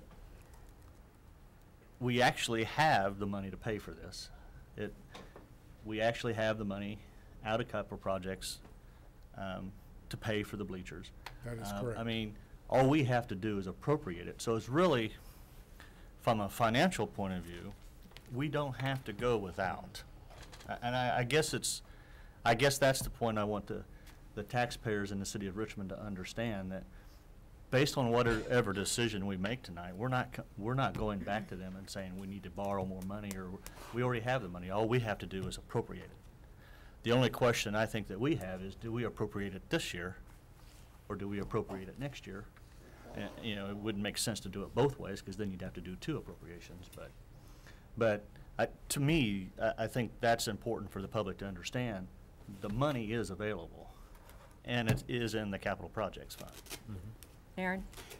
If I may ask, Bob, you or Mr. Mays, Jeff had mentioned that if Turner did get it, that they also have some local subcontractors. May I ask, is it permissible to ask who some of them may be, so I don't have all the... They have, actually, they have 5 local contractors versus 12 that the local contractor that Thor would have, but of the 5, all of the mechanical is local and all the electrical is local. All of the floor coverings and those are local. Their major subs coming from out of town are the concrete work and the masonry work, and then work that they do themselves. Again, are you able to identify who some of those contractors are? Myers Mechanical actually is low with both contractors. East Systems is low with Turner, and Carroll Electric is low with Thor. Georgia Direct has all the floor coverings. Allen Painting is low on both jobs for the painting. Now, the masonry work, Thomas & Son would be low for Thor. There's a company in Indianapolis that's low for Turner. Also on the concrete work, it's the Indianapolis versus Crane in Richmond, and the excavation would be Reynolds excavators in Richmond for Thor, and it's a company from, I think, Winchester that is for L.R. Turner. So is that considered, is Winchester considered local? It's 50 miles. We say Wayne County, but that includes Union County, Fayette County, and yes. And so both Thor and R.L. Turner will be going outside for the brick, or, yeah, for brick? No. The brick is about, the block of brick or masonry is about a $300,000 contract. And that would be Thomas, which, or Richmond would be doing it for Thor, and a company in Indianapolis would be doing it for L.R. Turner. I thought you said both of them were Indianapolis. So. Did you have another question besides that? No, I was going to ask the same thing that Aaron asked. Okay. So. Suzanne? I have one other question. One of the things that we have asked from all of the folks, is about the timing. We have had pretty good luck, I think, with our local folks really delivering on the getting it done when we want it done. Did you write guarantee or any kind of language into this bid at all? I'm just curious. We don't have any experience with L.R. Turner, but personally, but I know that they've done work at Earlham. They will both have to follow the schedule that we have set forth. I don't know exactly how that works, but I just know that was one thing we have asked an awful lot of and have been delivered to is our timing. So. Does the board feel we have enough information on this to take a vote tonight? Comes down to whether we want Brick or, and, yeah, and the recommendation is to, all brick. all brick to go with, With Turner. R.L. Turner of Zionsville. Okay. Any other comments or questions before we take? Clarification, as I understand, the recommendation is based upon the administration's understanding of what the board preferred as it related to the brick versus. That was the my partial. concern. I don't know if In that's fairness true. to the administration, I think that's Agreed. that's correct. Yes, that's correct. So do we want to reword the motion, or? No, the recommendation stays the same, it just, I think as it was characterized, it wasn't the administration recommending the all brick. Uh-huh. That was their Agreed. understanding of what the board desired aesthetically. I only listened to the conversation via the web as I thought about it, I thought about what we did at Test with such great integrity that we did the building that looked like the building that it was. And so I was happy to concur with the all brick because I would like to keep the integrity of Dennis and the integrity of that neighborhood as we have done in every other building that we have remodeled, because we really have paid attention to what the building looks like in the neighborhood and what it has always looked like. So I was pleased that you all talked about that at that particular time. Well, and I appreciate what you're saying, and my thought was also that keeping the integrity, and just because Dennis is kind of our last project here in the master plan, should we do less than Yeah, there I was- just I was- because of that? But is it less than? I guess that's my question. Well, if you That's don't what I keep was the asking. integrity of what the building, looks like, Yeah, kind of. I guess I'm not certain that it wouldn't blend in perfectly, but I get what you're saying. I'm still muddied a little bit in regards to if we go with the recommendation, Bob, and thank you for bringing this to us, but if we go with the recommendation, I want to again ask, maybe I was unclear, which local contractors would also be affected with this, if we approve it? Which one? You said Myers? Well, the biggest one would be the masonry at $300,000. Okay. And the general. No, I just wanted to know the names of which contractors. Thomas Okay, and Thor, Carroll Electric. okay. Is that correct? All right. I think. I'm happy now. Okay, all those in favor, please signify by saying aye. Aye. And I Opposed? abstain. Nay. Okay, so we have 5 ayes. Jeff Slifer abstains. Suzanne Darengowski is nay. Motion is carried. Thank you. On the next piece, I'd like for Mr. Mays to talk to you about where we are with the Hibbard entry.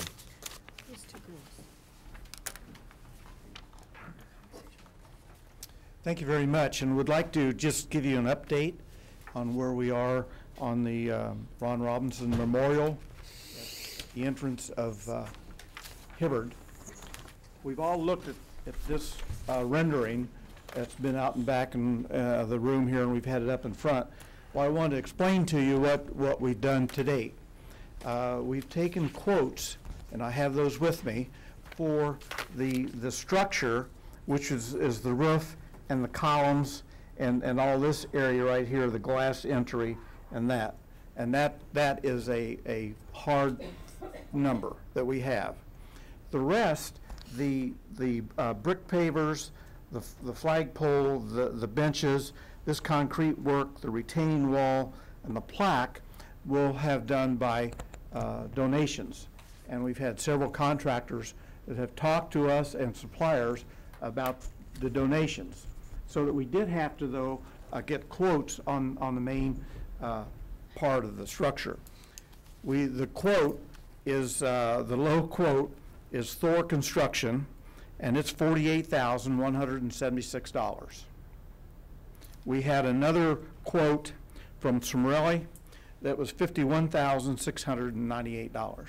So that we are going to go with Thor on the main entrance canopy, and then again, we'll get donations from the concrete, brick pavers, brick wall, the plaque, flagpole, and benches, and that totals approximately $15,000.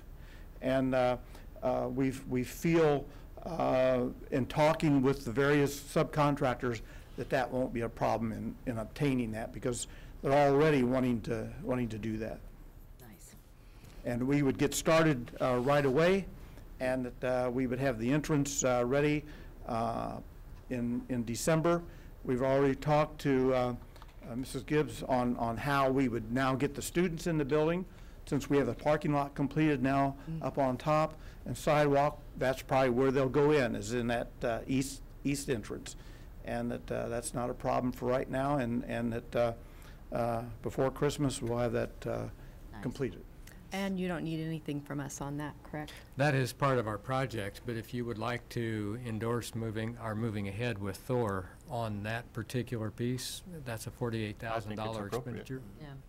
I so move. Second. Jeff Slifer makes the motion, and Aaron Stevens seconds the motion to go ahead on the Hibbard Entry Plaza. All those in favor, please, oh, I'm sorry. Are there any comments or questions? Well, I just wanted to clarify, the part that we're taking a motion on right now, wasn't that a part of the original plans? Yes, it was. Okay. Yes, it was. We've that always is planned completely separate canopy. from the Ron Robinson. Yes, I that is- just wanted That's to the canopy. clarify That is that. absolutely right. Thank you, Linda. So we're voting on the canopy. Just the canopy. Yes. To create the main entrance, which is Right. what Yes. was in the plan. We don't have a main entrance. Right. so. All those in favor signify by saying aye. Aye. Opposed? Okay, On then with we the hope to come back to the board in January or February with the rest of the project, which would include the driveway for the buses, loading and unloading, and the main drop-off for the students. And that way then, we would come back to you with the numbers, the bids, so that as soon as school's out, the end of May, then they can start that work, and it'll all be completed then for the start of school in August. Thank Well, you. The east entrance is very nice. Thank you. It's looking good. Thank you. On our work session, we have a new program, Community Youth Services, this year, and I've had some questions regarding how a student gets placed into that program, so I was wondering if you could go through the process for that. Yeah, what we have tonight to show you would be at least an illustration of how we work within all the buildings to promote positive behavior and how that program fits into that overall illustration. What I would like to do is ask Mrs. Hellegos, Mr. Mops, and Mrs. Bergdahl to help start that conversation, and I'll turn it over to them.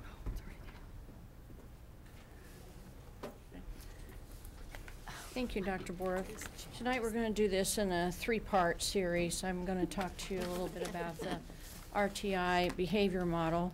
Mrs. Hildegoss is going to explain to you a little bit about the trainings that's been going on in our buildings with supports for the teachers and for staff. Mr. Mops is going to go over the alternative education flow chart for you. So let's look at the response to intervention, response to instruction. You've seen it for reading, and you've seen the model also for math. So this is the RTI behavior model, and at each one of our buildings, if you look at the bottom in the green part, the foundation for each one of our buildings is really the positive behavior intervention supports. And each one of the buildings have their own plan, and they discuss the language, they discuss the strategies that they're going to implement. So in the Tier 1 portion of it, classroom and staff members are trained in different parts of the resources that are provided in Tier 1. If you look over on one side, you see where it says resources and personnel, and in Tier 1's classroom teachers and staff. If you look over on the other side where it says resources, those are our programs that we provide at Tier 1. And we have the steps to respect. This is a curriculum that is presented on bullying prevention, and that's in grades 3 and 6.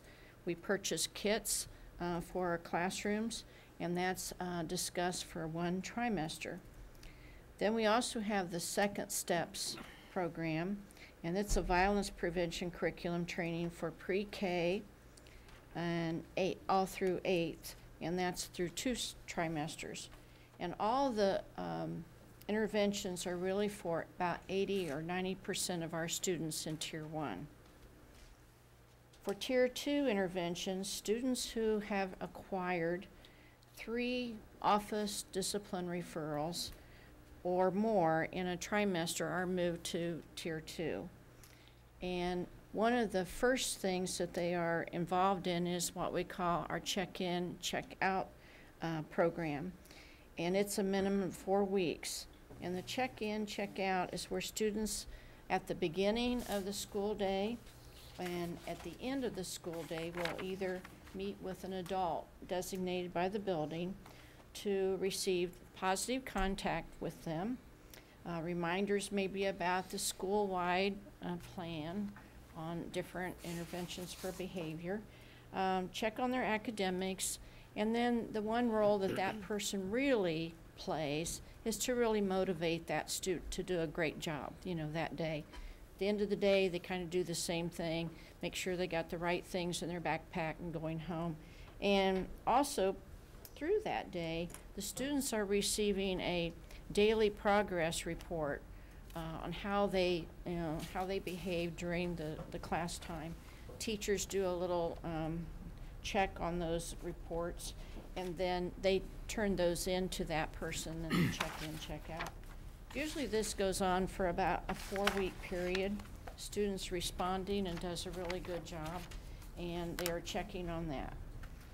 If a student does not respond to the check-in, check-out part, then they go to having a more modified check-in and check-out system that is really looked at exactly what is the behaviors or what is the problem that they're having.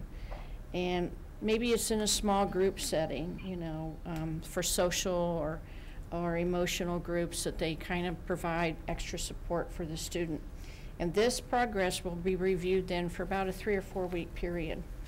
If no progress is noted, then they may go to having a functional behavior assessment or even a behavior improvement plan that will be implemented in the plan. Who does the small groups? Still small group. Who does that? Who provides the check-in and check-out person? MSW, social workers, Centerstone. Okay, but what's going to happen when their hours are cut in?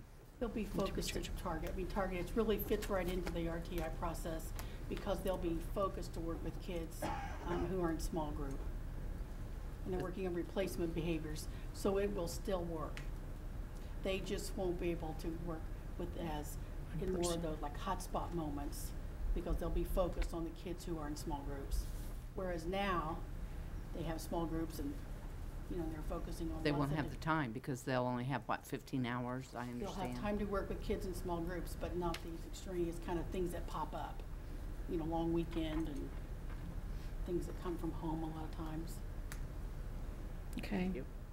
So if our student has a functional behavior assessment, has a behavior improvement plan in place, doing the check-in and check-out, maybe doing the small group, and there's things still not improving, then they may be referred to the Tier 3.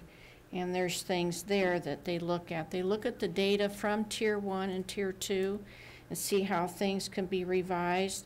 They look at implementing maybe a new or modified behavior improvement plan, and that'll be for about a 4-week period. And as you can see, as we get to the Tier 3 model, we're looking at really 3 to 5% of our students, and we look at the paperwork that's provided, and really we look at some other additional supports like individual counseling, some contracting, referral to outside agencies, and then really kind of intense academic remediation that might, really be some of the problems for maybe some of the behaviors they're not achieving in the classroom. And that's students still responding at Tier 3 for about a 4-week process.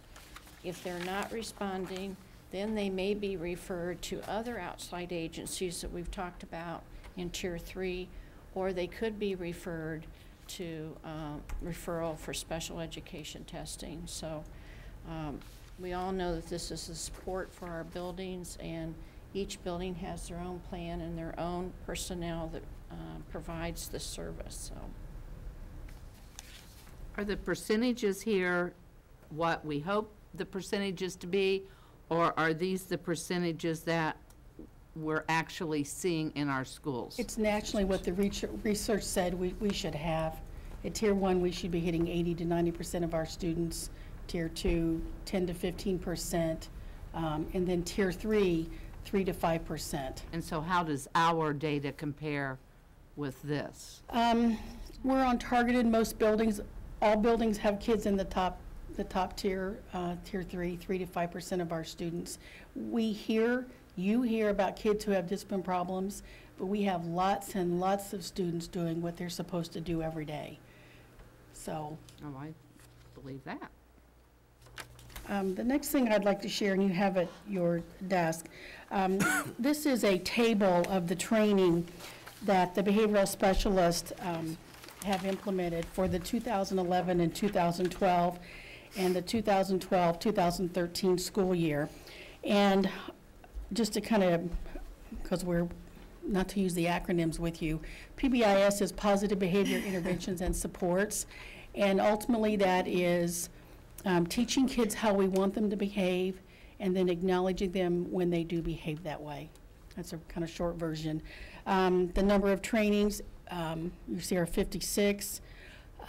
Steps to Respect is an anti-bullying curriculum, and we have that in grades 3 through 6, but we also this year implemented or brought forward some curriculum for grades 7 and 8. So our intermediate school is covered across the board. Fred Jones, these are research-based teaching strategies of highly effective teachers that we have available. We have 2 trainers in the district. CPI is Crisis Prevention Intervention. We have CPI teams in every building. CPI is the most positive aspect of CPI is the verbal de-escalation and helping folks realize crisis behaviors and what their role should be. And then there's also a component for physical management if need be when a student becomes a danger to themselves or other. One-on-one classroom, what this is at this point, where a teacher might ask for the behavioral specialist to come in and observe them and, hey, give me some ideas. Am I losing kids at transitions, those kinds of things. SWIS, I think Misty mentioned earlier, SWIS is School-Wide Information System, and it's our behavior collection tool. Power School does lots of things. It's not really a behavior collection tool. We can sort behavior by time of day of week, by boys, by girls, by teacher, and then that drives the decisions that the PBIS teams in all the buildings make. Bridge building is a restraint training that we do at Community Services. Maybe an easier graph. These are the number of trainings that we have done as of yesterday in our district. PBIS, we've had 59 trainings, and that includes our meetings, because at every PBIS meeting, there is a training component that we're working with the team. CPI, we've had 25 trainings as of yesterday.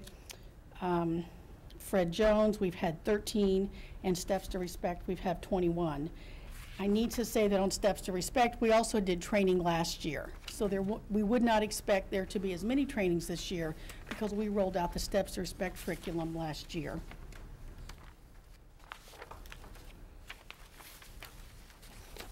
This is a flow chart that shows the path that a student might take. When we talk about behaviors, there are 2 types of behaviors. There are extreme behaviors that might skip a few of these steps, and there's also chronic behaviors that we would follow these steps, as well as the the first slide that we have of the RTI behavior model. A lot of our we expect all of our teachers do many things within the classroom when there's misbehavior.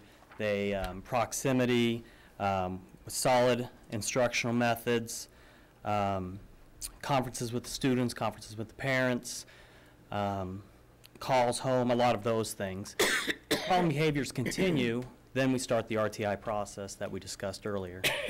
Also part of that process, we have, and I don't think it's, you have a handout, it's actually page 13 of the RCS Student Code of Conduct. There are 17 things listed.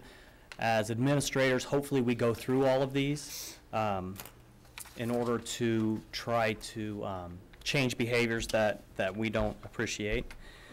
If that doesn't work, then also included in those 17s, then we start reaching suspensions, and then we start the expulsion process. It's also important to note here that at any time, an administrator can or may recommend a student for expulsion. Once again, upon how many chronic discipline referrals there are and the severity of the behavior. If we get from there, then we can go to a PCA, which is a probationary continued education agreement. Those can be within the building themselves. The principal can offer that to the family, and it can also go through an expulsion process to an expulsion examiner, and then the PCA can be offered then. At that point, the expulsion examiner may assign that student to community use services, which is on the right. At that point, the student is under that probationary continued education agreement, which really is a contract signed by the parent, the student, and the administration, and they would attend community use services. Hopefully, the goal of any administrator in this corporation is to keep the student in the classroom in their building. We're educators. I don't like to see my students leave. I love having them in my building. My goal is always to have those students return. Students come from various backgrounds, and they need to understand our expectations and live with those expectations. And so that, again, is the positive behavior support. We front load our expectations and hopefully teach the children. Once again, we're educators. If community services, from that PCA, then they can also be expelled from there. And then we have the Richmond Online Academy for high school students. Okay. That's exactly what we asked for. Yes, thank you very much. Nice try. Wow. I see a couple of board members, I think, have a few comments.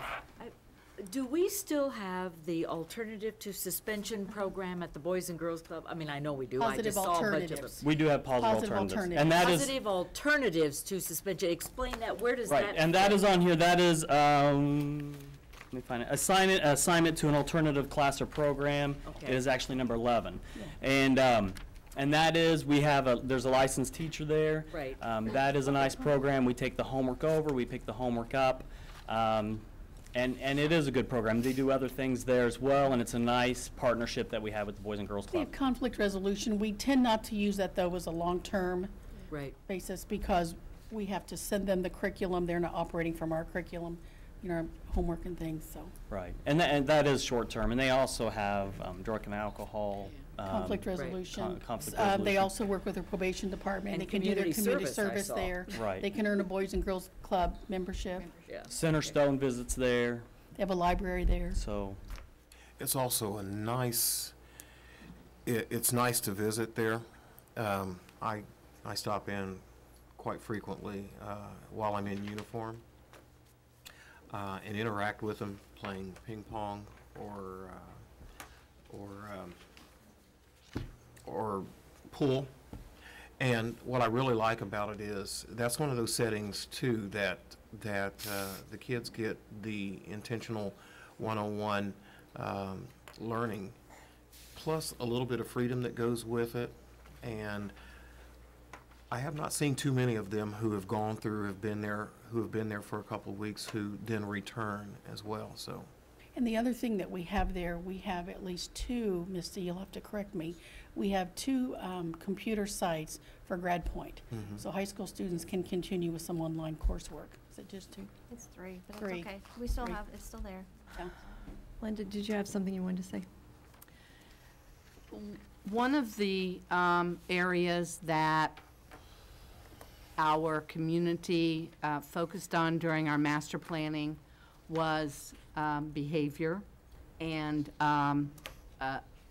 being in classrooms that were safe and being able to, their children to get, or child to get the education that they so deserve. So I understand all of the positive things that are in place. We have a lot in place, but I'm still concerned about those children that are disruptive in a classroom day in and day out, and what alternatives, because the teacher is responsible for the 20 children, and so I am concerned about how the rest of the students are being educated appropriately, and how these students that continue to be disruptive are the alternatives that teachers have. Well, all buildings, through their PBIS expectations, teams have developed what's classroom handled versus what are office handled behaviors. And every building, they've nailed that out. And it's a little bit different. It's typically the same, but a little bit different per building. Building principals always, even though we have a process where we have small group, check in, check out, doing functional behavior assessments, doing plans, doing individual counseling, building principals always have at their discretion suspension and referral through an expulsion through community youth services. As I stand here today, we have 88 kids, and as of Friday, we'll have 91. So we are serving disruptive students in Richmond Community Schools. And that number, 91 as of Friday, will just continue to grow because the time of the year becomes it just, and so we are serving those students. Those students, though, who are disruptive also deserve our best efforts, and they also deserve due process. And changing behavior takes time and a lot of concentrated effort on the parts of everyone. So, you know, I think we have, from a special education standpoint, and all the students at community services are not in special education, but my frame of reference is from my colleagues across the state. And I think we forget because we're here, and we know, but we have more alternatives for kids. And, you know, we don't pigeonhole students, and we have so many alternatives that other districts don't. And so for those kids who are chronic misbehaving, who aren't showing progress in all of our interventions, building principals always have the option for suspension and or expulsion to recommend community services. And like I said, we have 88 today, and we have 3 new students. We'll have 1 more tomorrow and 2 new ones on Friday. So they're getting there. Thank you. Mm-hmm.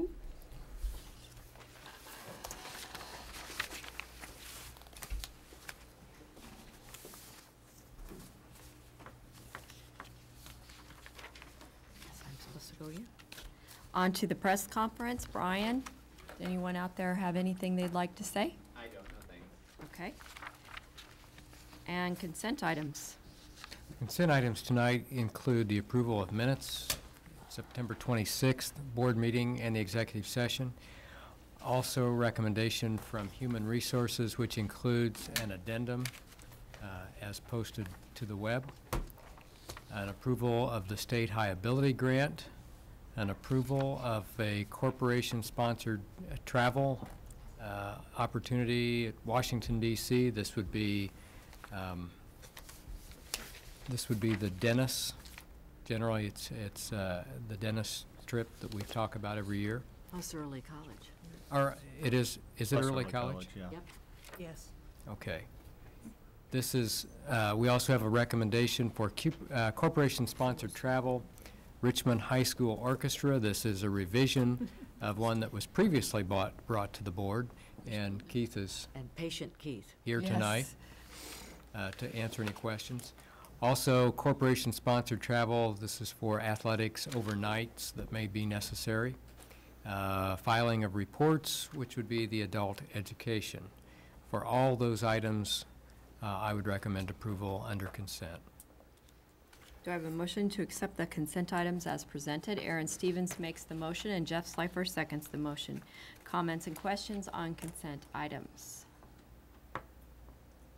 Could we ask since Keith has waited so patiently, I'm curious, it sounds kind of cool, the new trip, but there must have been a reason. Before we get to the, I'll answer your question in a second. That's fine. You I know take all the that's time not you need, you waited all this time. It's not the best time to do this, but I just wanted to give you guys a quick update about what's happening with the orchestra. So I made a little slideshow for us. It's not as fancy as all the other ones. You mean you knew we'd call you up to the podium? Yeah, How did you know? But just some things that have happened. Obviously, I got here in 2010 in the fall. Ms. Bergdahl actually hired me. And I just gave you some numbers here of where we've started with the beginning, 7th, 8th grade, and the high school students, kind of what was happening within the orchestra itself, and of where we are today with our student numbers. Obviously, you can see the biggest growth is with our beginning students. Part of that is consistency of me staying, and secondly, of moving everyone to Hibbard in the school day with the beginners. So I thank the school board and all central office staff for allowing the music program in general, band and orchestra, to do the 6th grade during the day.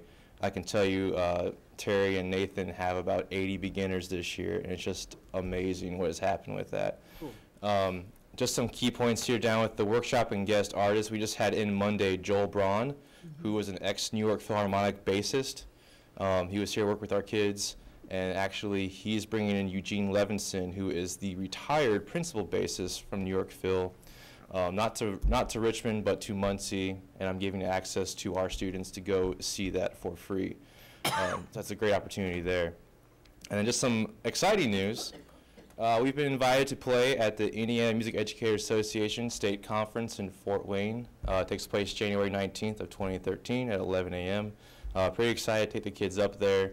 They're excited to go, that we're being presented and honored to go there. And with that, I'm happy to announce we have finally raised all of the money for our concert attire. These are just examples up here. We haven't really decided yet, but I just want to make sure you know that that is coming. A more formal donors list and presentation will be made at a later date. We're hoping to have them, though, by the winter concert, though. So we're moving pretty quickly on that. And then back to your trip question. The reason why this is the alternative that we decided to do as a group and as kind of parents talking is the Disney trip was one, and that was brought up the first time I presented it, was the cost of it. It was $748. It came back that people said, yeah, we want to go, but they just didn't have the money to go. I felt that the orchestra still needed to go someplace, even if it was closer to Richmond, to get our name out there and to represent the community well. So with this trip, as you notice on the screen here, I have 43 students and parents already registered for this one, with a maximum of 53, so already almost all the way there. With the Florida trip, we only had 21 people signed up, and about 10 of those are parents. So obviously not a good turnout there. We'll perform at the Rock and Roll Hall of Fame, actually inside, and at Cedar Point as well. So 2 performances versus the 1 actually in Florida. And if we actually fill the bus all the way, the cost will go down to about $330 per kid instead of $784. That's great. Nice. Any other questions or concerns? Thanks for the presentation. But Keith, you really do have enough money Entertaining. for the Yes. uniforms? After our last concert, I sent out a few more emails and people responded like that. Nice. So it's nice. It's a good achievement to finally make. Fantastic. And do you have the musical set for this winter yet? It's a secret. Okay. Everyone's listening, so I can't tell you. No. Thank you, guys. Thank you. Keep up the good work. Yes. All those in favor, please signify by saying aye. Aye. Opposed? You need him on your marketing committee. Yes, indeed. I agree. Consent items are passed. Do we have anyone out there who would like to speak at our second public commentary? Then we'll move on to a follow-up on old business. We have a follow-up. I don't know if it's old business, but it is a follow-up, and Mr. Mays is here to present that.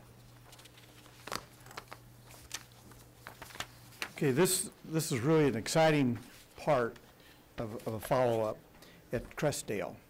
What we're showing here on the screen behind you is Mrs. Luce, who's a teacher of the 4th grade, and she's working together with her class, her students, on designing her furniture layout in her new classroom. Oh, nice. And what was happening, that we were going to move over fall break, where the students would leave on Wednesday and come back on Monday in the new rooms.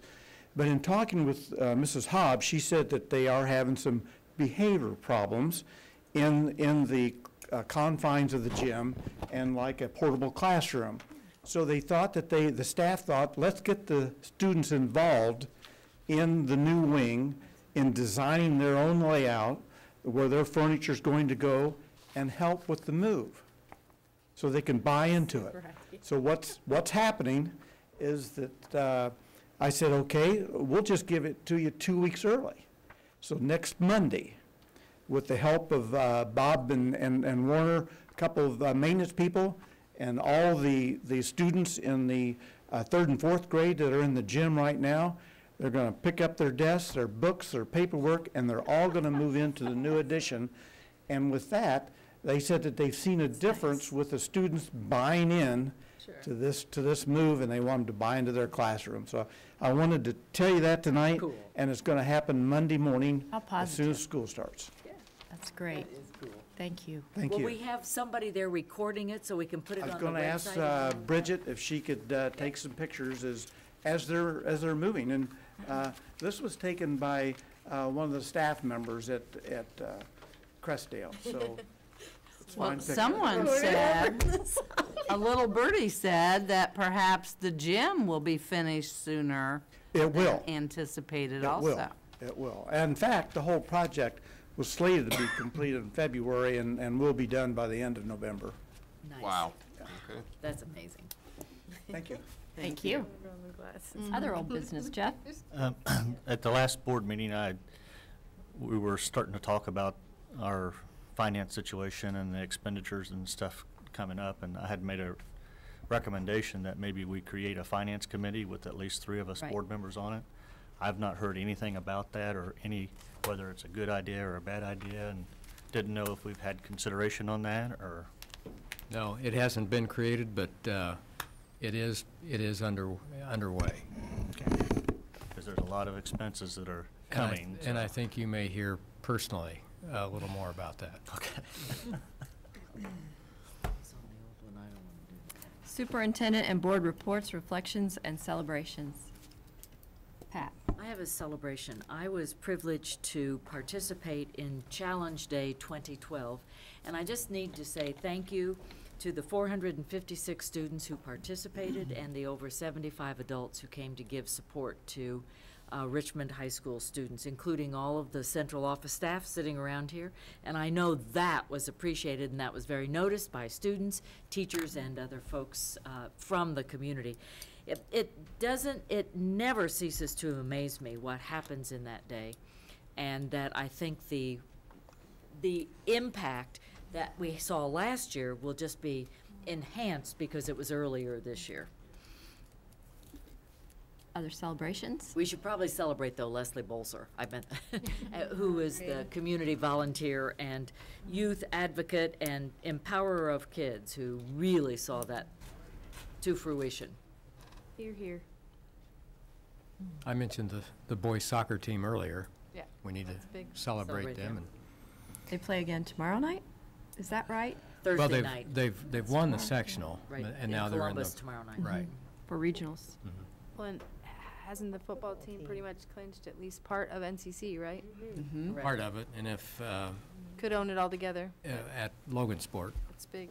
we won't go there too far, but Yeah. they ought to come away fairly successful. It's a long drive there, too. It's a long drive to Logansport.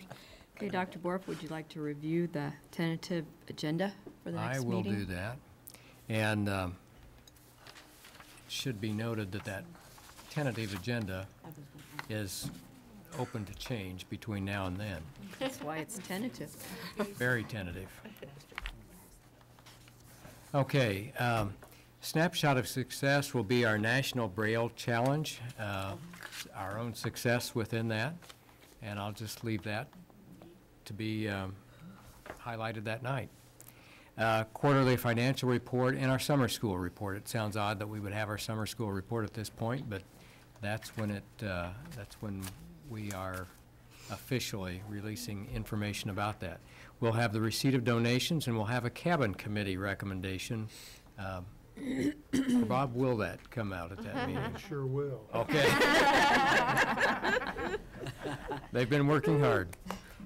Second reading and adoption will be recommended for policy 3142.